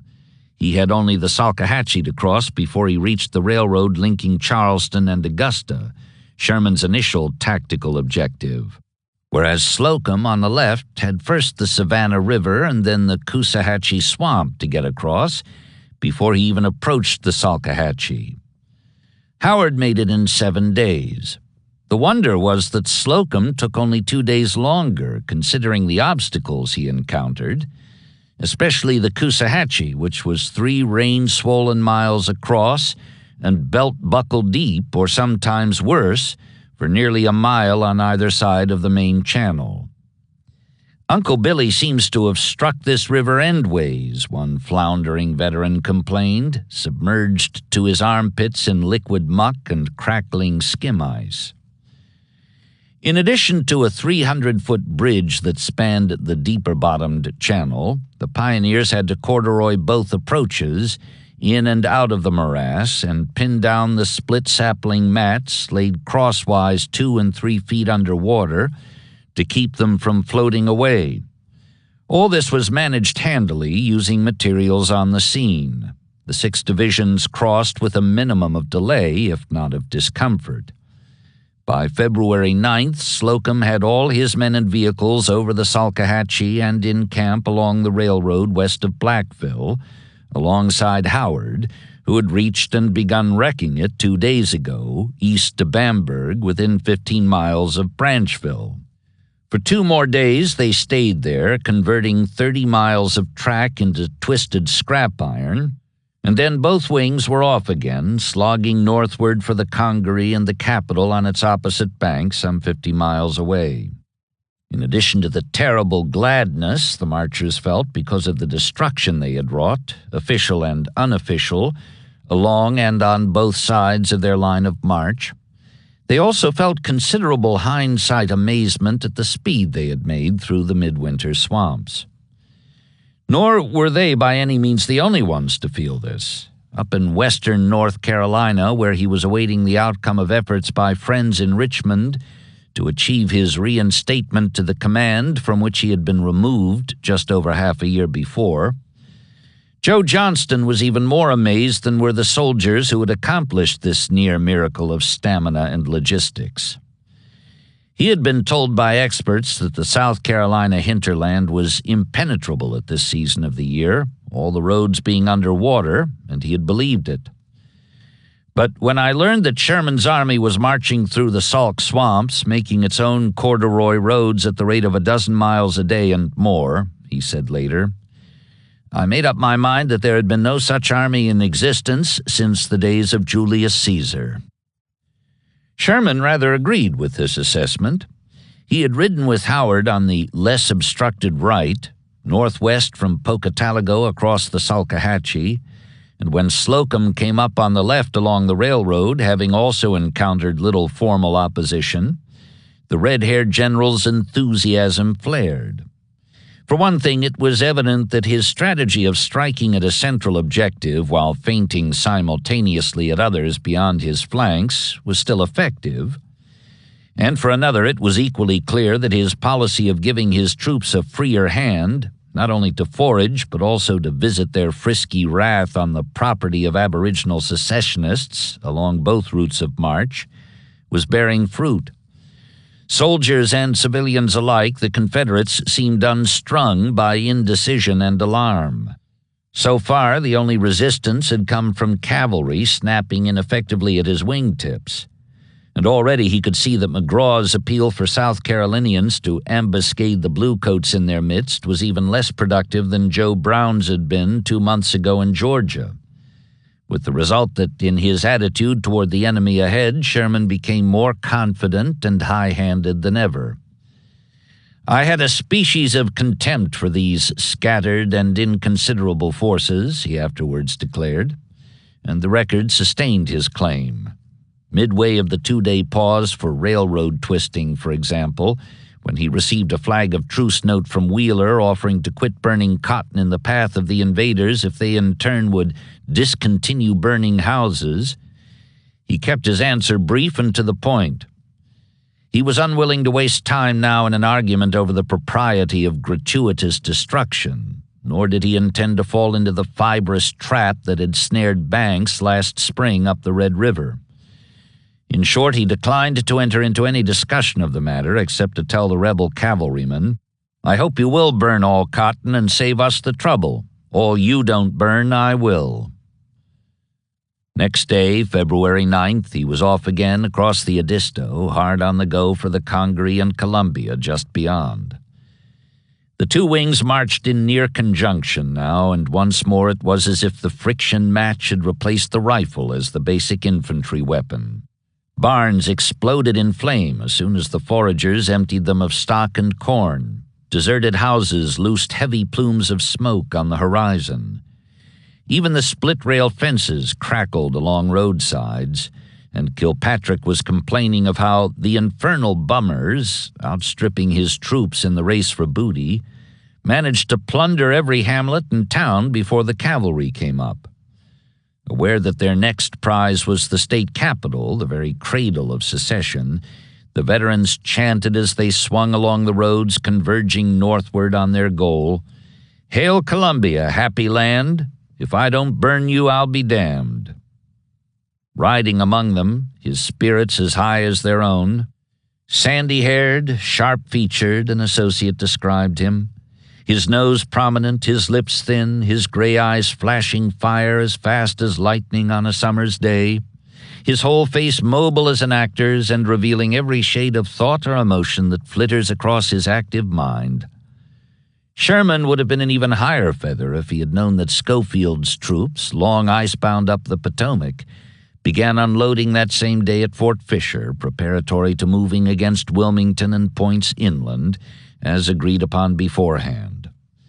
Not only would this provide the northward marchers with supplies and reinforcements when the time came, it would create still more confusion for Beauregard, who was confused enough already by his instructions from Richmond to intercept the invaders with a force that was even more scattered and inconsiderable than his adversary knew. The Creole had returned from Mississippi the week before, called back to conduct the defense of the Carolinas, where his name retained a measure of the magic it once evoked, first as the hero of Sumter and then as the deliverer who turned back DuPont's iron fleet.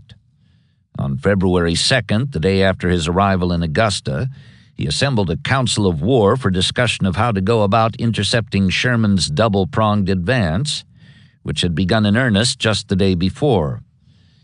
Hardee was there, summoned by rail from Charleston, as were G.W. Smith, in command of the Georgia militia, and D.H. Hill, who had volunteered, as at Petersburg 9 months before, for service under Beauregard in a time of national trial. Taking count, the council came up with a figure of 33,450 men available for the task.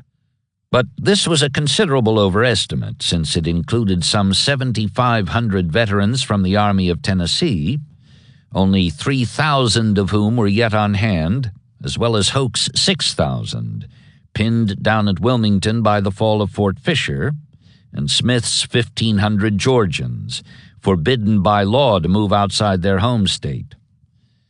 The actual number available was just over 20,000, barely more than a third as many as Sherman had moving against them from Sisters Ferry and Pocataligo. Moreover, they were grievously divided. Hardee had 12,500 in and around Charleston, 8,000 in two divisions under Major Generals Lafayette McLaws and Ambrose Wright, 3,000 South Carolina militia under Brigadier General William Tolliver, and M.C. Butler's 1,500 troopers recently detached from the Army of Northern Virginia, while Harvey Hill had 9,500 near Augusta, including Stevenson's 3,000 just off the cars from Tupelo, and Wheeler's 6,500 cavalry already in motion to challenge the invaders in case they tried to cross the impassable Salkehatchie. Beauregard's decision, made in the absence of any information as to which Blue Wing was making the main effort, was to defend both cities 120 miles apart until such time as evidence of a feint allowed the troops in that direction to be shifted elsewhere. He himself would set up headquarters at Columbia, he said. If worse came to worse, both Hardee and Hill could fall back and join him there, evacuating Charleston and Augusta, rather than suffer the loss of their commands to overwhelming numbers, and thus combine for an attack on one or another of the two blue columns toiling northward. Poor as the plan was in the first place, mainly because of its necessary surrender of the initiative to the enemy, It was rendered even poorer, in fact inoperative, by the speed with which Sherman moved through the supposedly impenetrable swamps. By the time Beauregard set up headquarters in the capital on February 10th, the invaders, having reached and wrecked the railroad between Charleston and Augusta, were over the Edisto and hard on the march for the Congaree, no longer by two routes, but in a single unassailable column. Sherman, like a diving hawk, had closed his wings for a rapid descent on Columbia before either Hill or Hardee, outflanked on the left and right, had time to react as planned for the combined attack on some lesser segment of the Union host. Despondent, Beauregard wired Hill to leave Augusta and join him at once with Stevenson's men at Chester, 50 miles north of the South Carolina capital. Similar orders to Hardee struck a snag, however. Though he promptly detached Butler's remounted troopers to assist Wheeler in delaying the Blue advance, Richmond had urged him not to abandon Charleston until it was absolutely necessary, and he wanted his chief to make that judgment in person on the scene. Unable to end the Georgians' indecision by telegraph, Beauregard went to Charleston on February 14th, convinced him there was no longer any choice in the matter, prepared written instructions for the evacuation, and returned that night to Columbia, only to learn next day that Hardee had suffered another change of heart, prompted by still another Richmond dispatch urging him to postpone the evacuation until it was certain that Beauregard could not stop the Federals on his own. Exasperated, the Creole wired peremptory orders for Hardee to get the endangered garrison aboard the cars for Chester while there was still time. Sherman by then was maneuvering for a crossing of the Congaree upstream and down, and Columbia itself was being evacuated in hope of sparing the capital the destruction that would attend any attempt to defend it against the 60,000 bluecoats on its doorstep. That was February 15th. Beauregard stayed through the following day and set out north by rail for Chester after nightfall, leaving Wade Hampton, whose splendid peacetime mansion rivaled the new brick State House as the showplace of the capital, to conduct the final stage of the withdrawal before the Federals arrived. Placed in command of all the cavalry, the post he had filled in Virginia until Lee detached him for his present task, the South Carolina grandee was promoted to lieutenant general over Wheeler, who, though nearly 2 decades his junior in age, Hampton would be 47 next month, Wheeler was 28, had half a year's seniority on him as a major general. Like most evacuations under pressure, this one was attended with considerable disorder and a confusion enlarged by particular circumstances.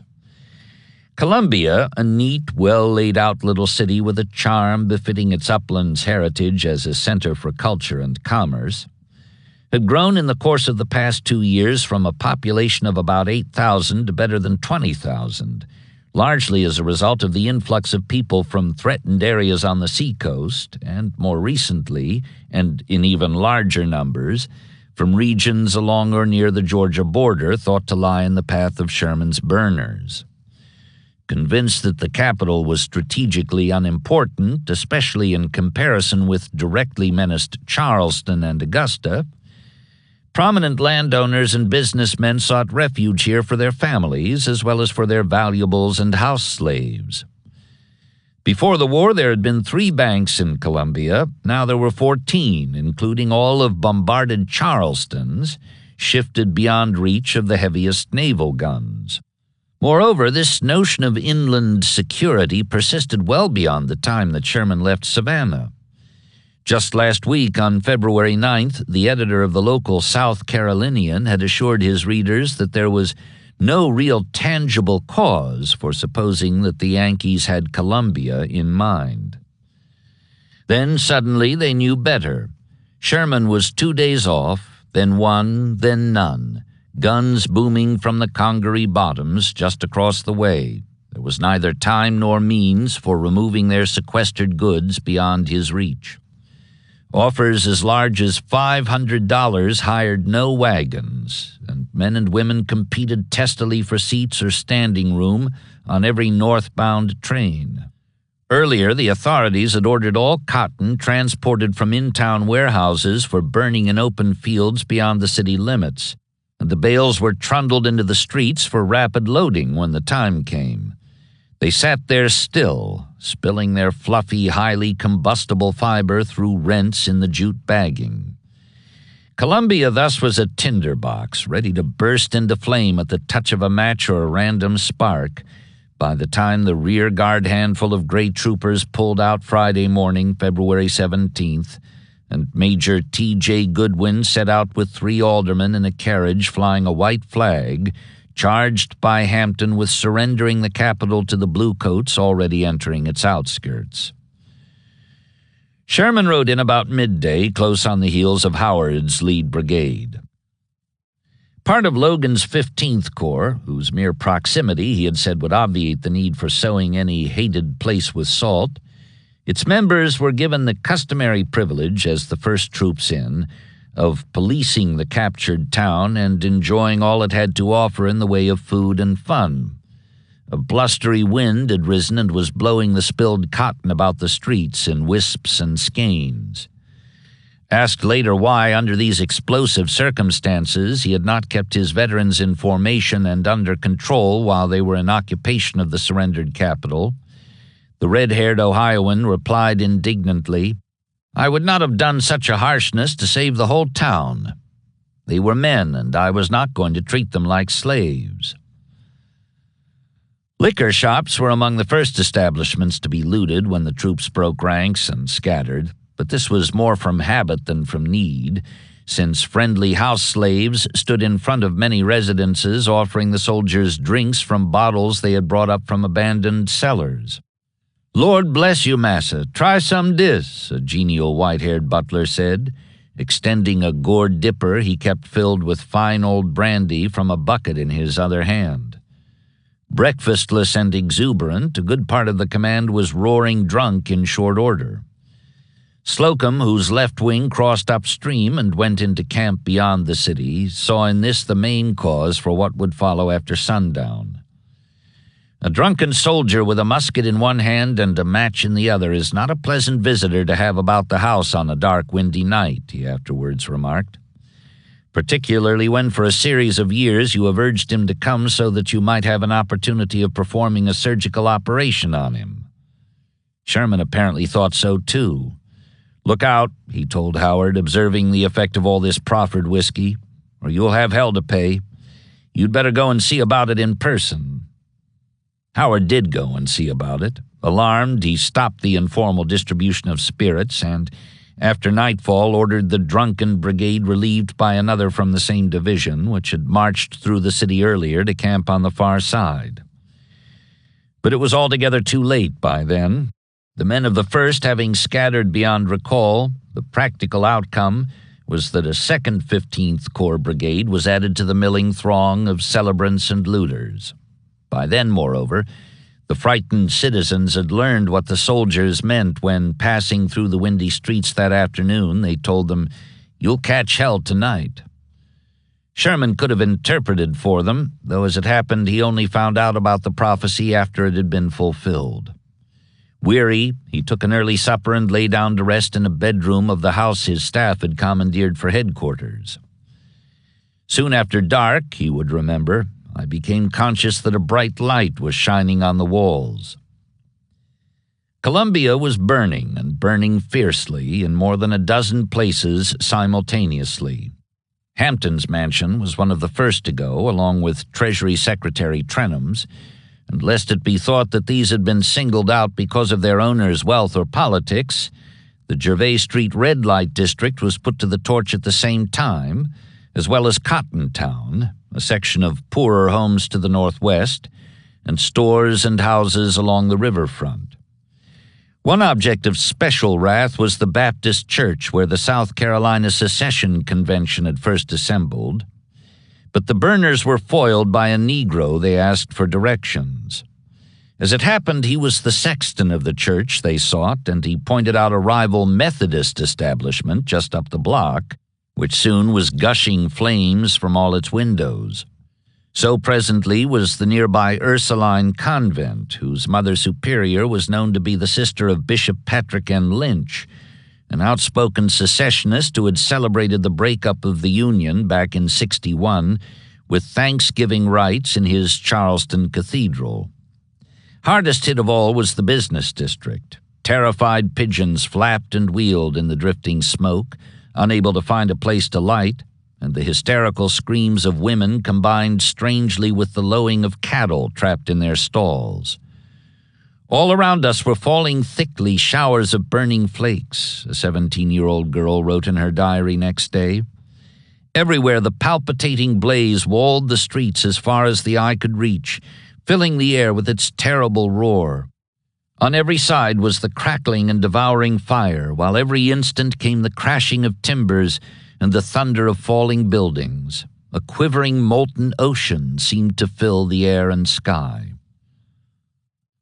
Mindful perhaps of a statement he had made to Mayor Goodwin, who served as his guide on an afternoon tour of inspection, "Go home and rest assured that your city will be as safe in my hands as if you had controlled it," Sherman himself turned out to fight the flames, along with his staff, a number of unit commanders, and as many of their troops as could be rounded up and persuaded to serve as firemen.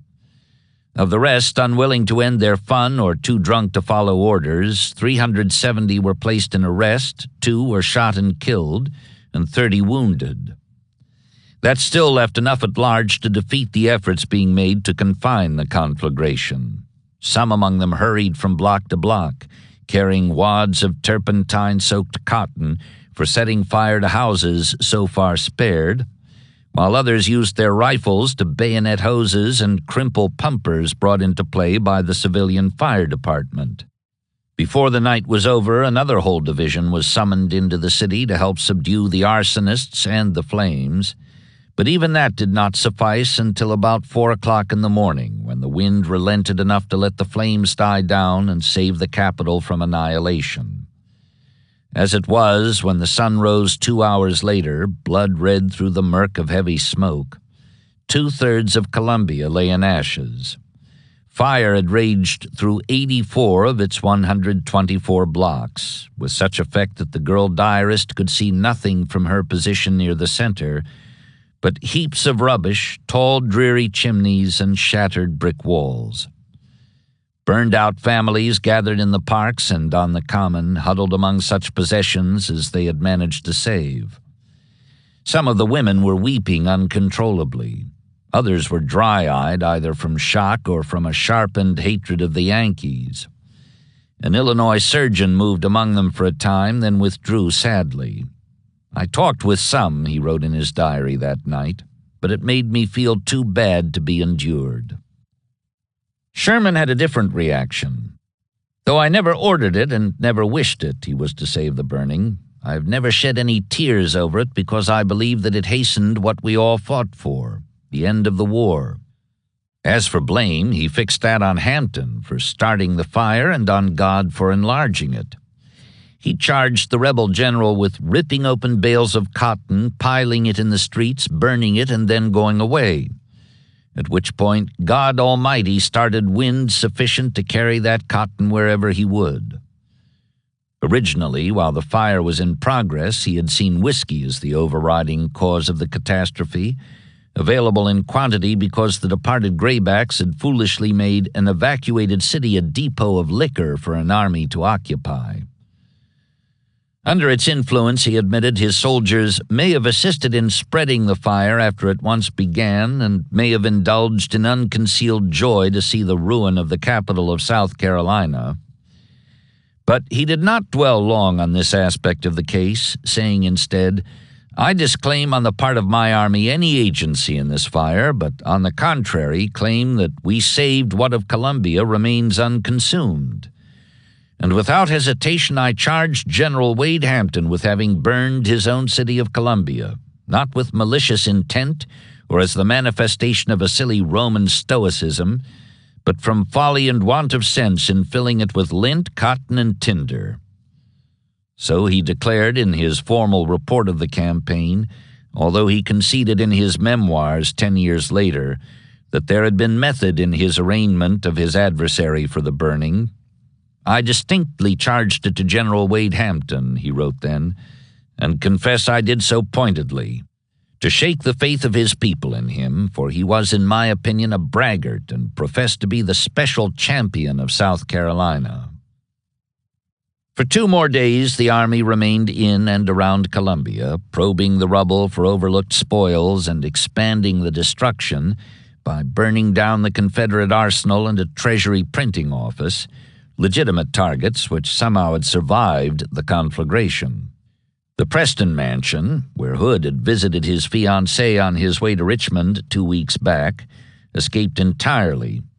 First because John Logan occupied it during the 3-day stay, and finally because Sherman gave permission for the homeless wards of the Ursuline convent to take up residence there on February 20th, the day his troops moved out. Logan was supervising the placement of barrels of pitch in the cellar, intending to set them ablaze on his departure, when the white-clad pupils were herded in by the Mother Superior, armed with Sherman's order.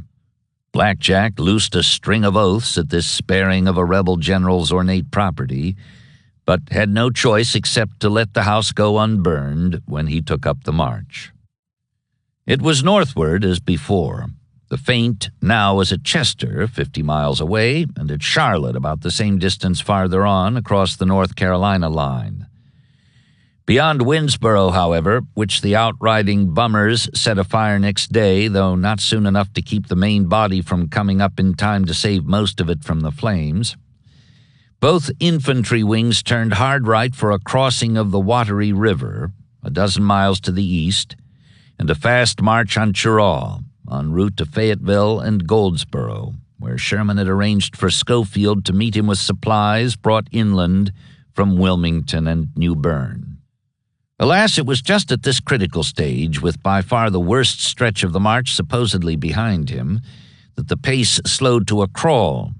Coming down to the Wateree on February 23rd, Howard's wing made it over the river in a driving rain, but only half of Slocum's crossed before the bridge collapsed under pressure from logs and driftwood swept downstream by the rush of rising water.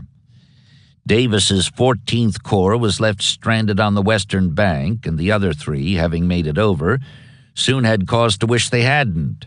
The mud, though thinner, was slick as grease on the high red ground beyond the river, and grew slicker and deeper throughout the record 3-day rainfall, until at last, slipping, stumbling, swearing, singing, and yelling, the head of the column reached Hanging Rock Post Office on February 26th, having covered barely 20 miles in the past 4 days, while the 14th Corps, still on the far side of the Wateree, had made no miles at all. Furious, Sherman called a halt and ordered Slocum to ride back and expedite a crossing. If necessary, he was to have Davis burn his wagons, spike his guns, shoot the mules, and ferry or swim his troops across. He was, in fact, to do anything within reason or beyond that would avoid prolonging the delay now that a solid half of the long trek to Goldsboro was behind the main body, slathered with mud and resting close to exhaustion at Hanging Rock, within 20 airline miles of the North Carolina line. No such drastic steps were needed. That afternoon the sun came out, beaming down on bedraggled mules, toiling soldiers, and seas of mud. And by the next, the river had fallen enough for Davis to improvise a bridge. His laggard corps got over that night with its guns and train, followed by the cavalry, which had kept up the feint against Chester after the infantry swung east. Sherman, meanwhile, improved the interim by sending a reinforced brigade to nearby Camden with instructions to destroy all government property, stores, and cotton. Re-inspired despite their bone-deep weariness, the detached troops accomplished this and more, burning a large flour mill and both depots of the South Carolina Railroad, along with the Masonic Hall, and looting almost every private residence in town, then returned to Hanging Rock in time to take their place in column when the reunited army resumed its march on Cheraw, just under 50 miles away. They had recovered their high spirits, and so too by now had their commander.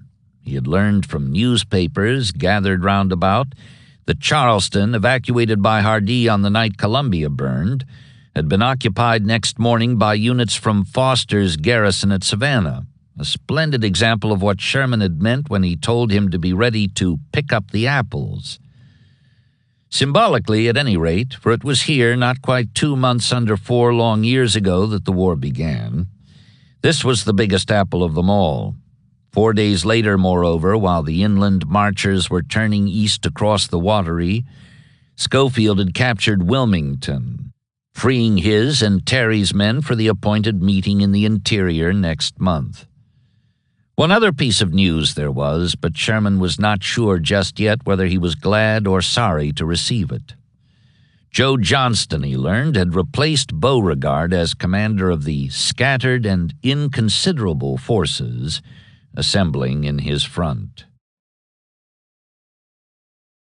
Often, down the years, it would be said that Lee's first exercise of authority, following his confirmation as general-in-chief, had been to recall Johnston to active duty, whereas, in fact, one of his first acts at his new post was the denial of a petition signed by the vice president and 17 prominent senators, urging him to do just that by restoring his fellow Virginian to command of the Army of Tennessee.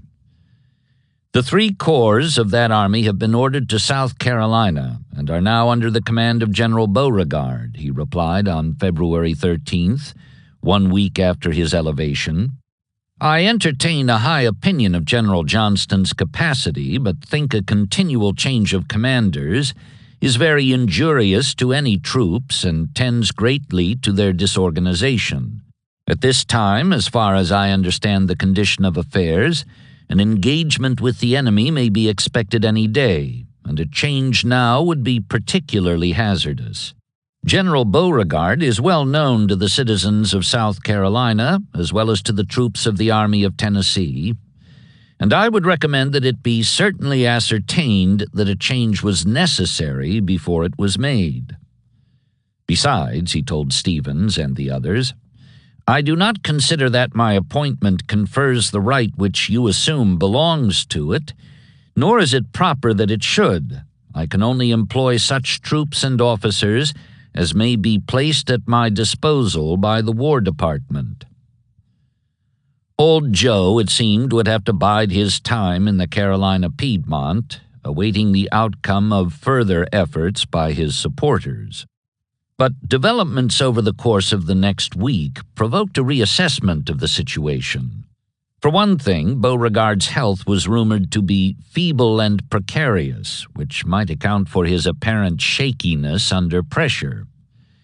Shifting his headquarters, formerly at Augusta, from Columbia to Chester, then to Charlotte, the Creole seemed confused and indecisive in the face of Sherman's semi-amphibious march through the boggy lowlands. General Beauregard makes no mention of what he proposes or what he can do or where his troops are, Lee complained to Davis. He does not appear from his dispatches to be able to do much. Columbia by then had been abandoned along with outflanked Charleston, and Wilmington was under heavy pressure from Schofield.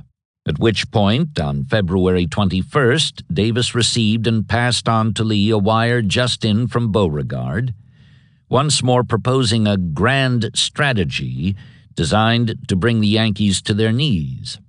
In the Louisianian's opinion, Sherman, who would not turn east away from Chester until the following day, was advancing upon Charlotte and Salisbury, North Carolina, on his way to a conjunction with Grant in rear of Richmond. And old Bory saw in this, as he so often had done before under drastic circumstances, the opportunity of a lifetime.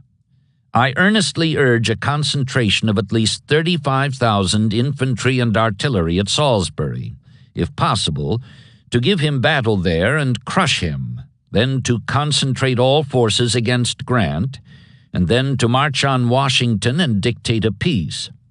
Hardee and myself can collect about 15,000, exclusive of Cheatham and Stewart, not likely to reach in time.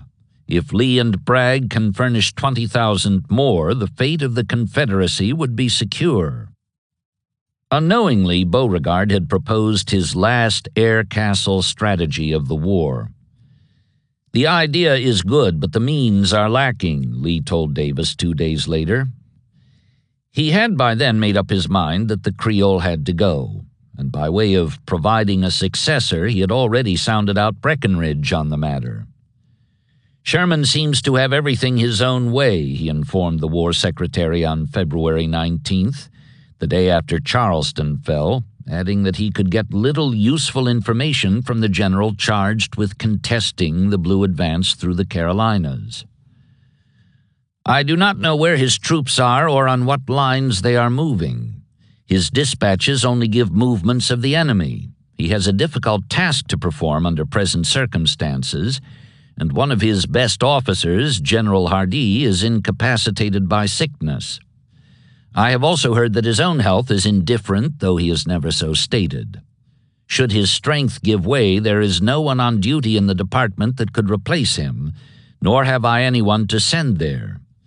General J.E. Johnston is the only officer whom I know who has the confidence of the Army and people, and if he was ordered to report to me, I would place him there on duty. It is necessary to bring out all our strength." Puzzled by Lee's indirectness, the Kentuckian asked just what it was he wanted and when. Lee replied that he had intended to apply for General J.E. Johnston, that I might assign him to duty should circumstances permit. Understanding now that by circumstances Lee meant the President's objections, Breckinridge passed the request along, and Davis, despite his recent expression of a conviction so settled that it would be impossible for me again to feel confidence in Johnston as the commander of an army in the field, agreed, however reluctantly, to the recall and appointment, though he was careful to point out that he did so only in the hope that General Johnston's soldierly qualities may be made serviceable to his country when acting under General Lee's orders, and that in his new position those defects which I found manifested by him when serving as an independent commander will be remedied by the control of the General-in-Chief. That was how it came about that Johnston received on February 23rd, the day after they were issued, simultaneous orders from the War Department and from Lee, recalling him to active duty and assigning him to command of the troops now under Beauregard, including the Army of Tennessee. He was then at Lincolnton, North Carolina.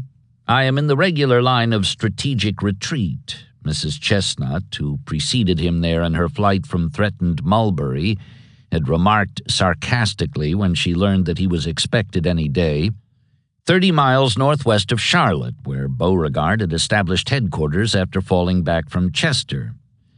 Instructed to concentrate all available forces and drive back Sherman, Johnston replied much as he had done on his arrival in Mississippi just under 2 years ago, preceding the fall of Vicksburg.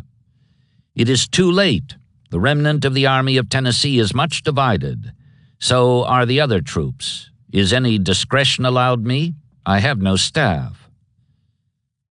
Before taking over, he went by rail to Charlotte to confer with his predecessor, now designated his second-in-command.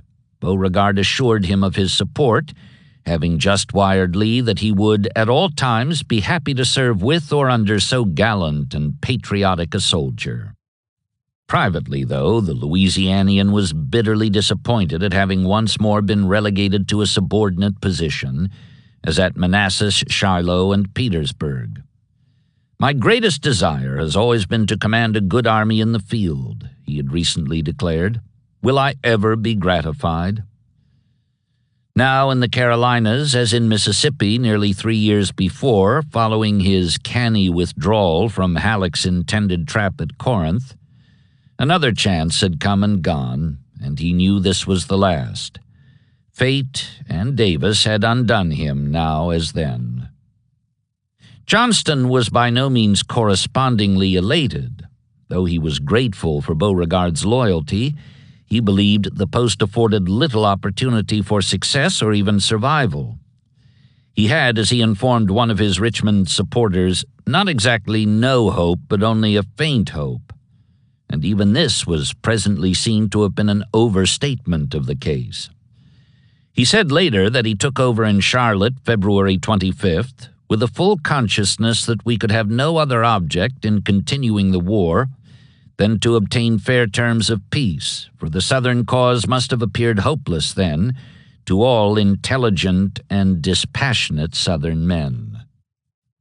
Sherman by now was astride Lynch's Creek, midway between the Wateree and the Pedee, closing fast on Cheraw, his final intermediary objective before he entered North Carolina. Moreover, the invaders by then had still another powerful column in contention. Wilmington's fall on the day of Johnston's restoration by the War Department freed Schofield to join Sherman for a northward march across the Roanoke, the last strong defensive line south of the Appomattox. Lee pointed out that the only way to avoid the consequences of such a penetration would be for him to combine with Johnston for a strike at Sherman before that final barrier was crossed, even though this would require him not only to give up his present lines covering Petersburg and the national capital, but also to manage the evacuation so stealthily that Grant would not know he was gone until it was too late to overtake and crush him on the march.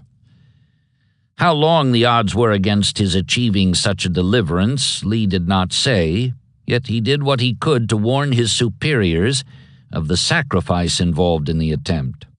On the day after Foster occupied Charleston, February 18th, the 4th anniversary of Davis's provisional inauguration in Montgomery, he notified Breckinridge, "I fear it may be necessary to abandon all our cities, and preparation should be made for this contingency." Similarly, on the day after Wilmington fell, February 22nd, the 3rd anniversary of Davis's permanent inauguration in Richmond, he made it clear to Davis himself that any attempt to unite with Johnston in a blow against Sherman would necessitate the abandonment of our position on James River, for which contingency every preparation should be made. One other alternative there was, and he mentioned it 1 week later in a different connection. This was the acceptance of Lincoln's terms, as set forth aboard the River Queen 4 weeks ago in Hampton Roads. "Whether this will be acceptable to our people yet awhile," he told Davis, "I cannot say." Yet a while was as close as Lee had come so far to foreseeing surrender as the outcome of the present situation. As for himself, this detracted not a whit from the resolution he had expressed in a letter to his wife the week before. "Sherman and Schofield are both advancing and seem to have everything their own way. But trusting in a merciful God who does not always give the battle to the strong, I pray we may not be overwhelmed.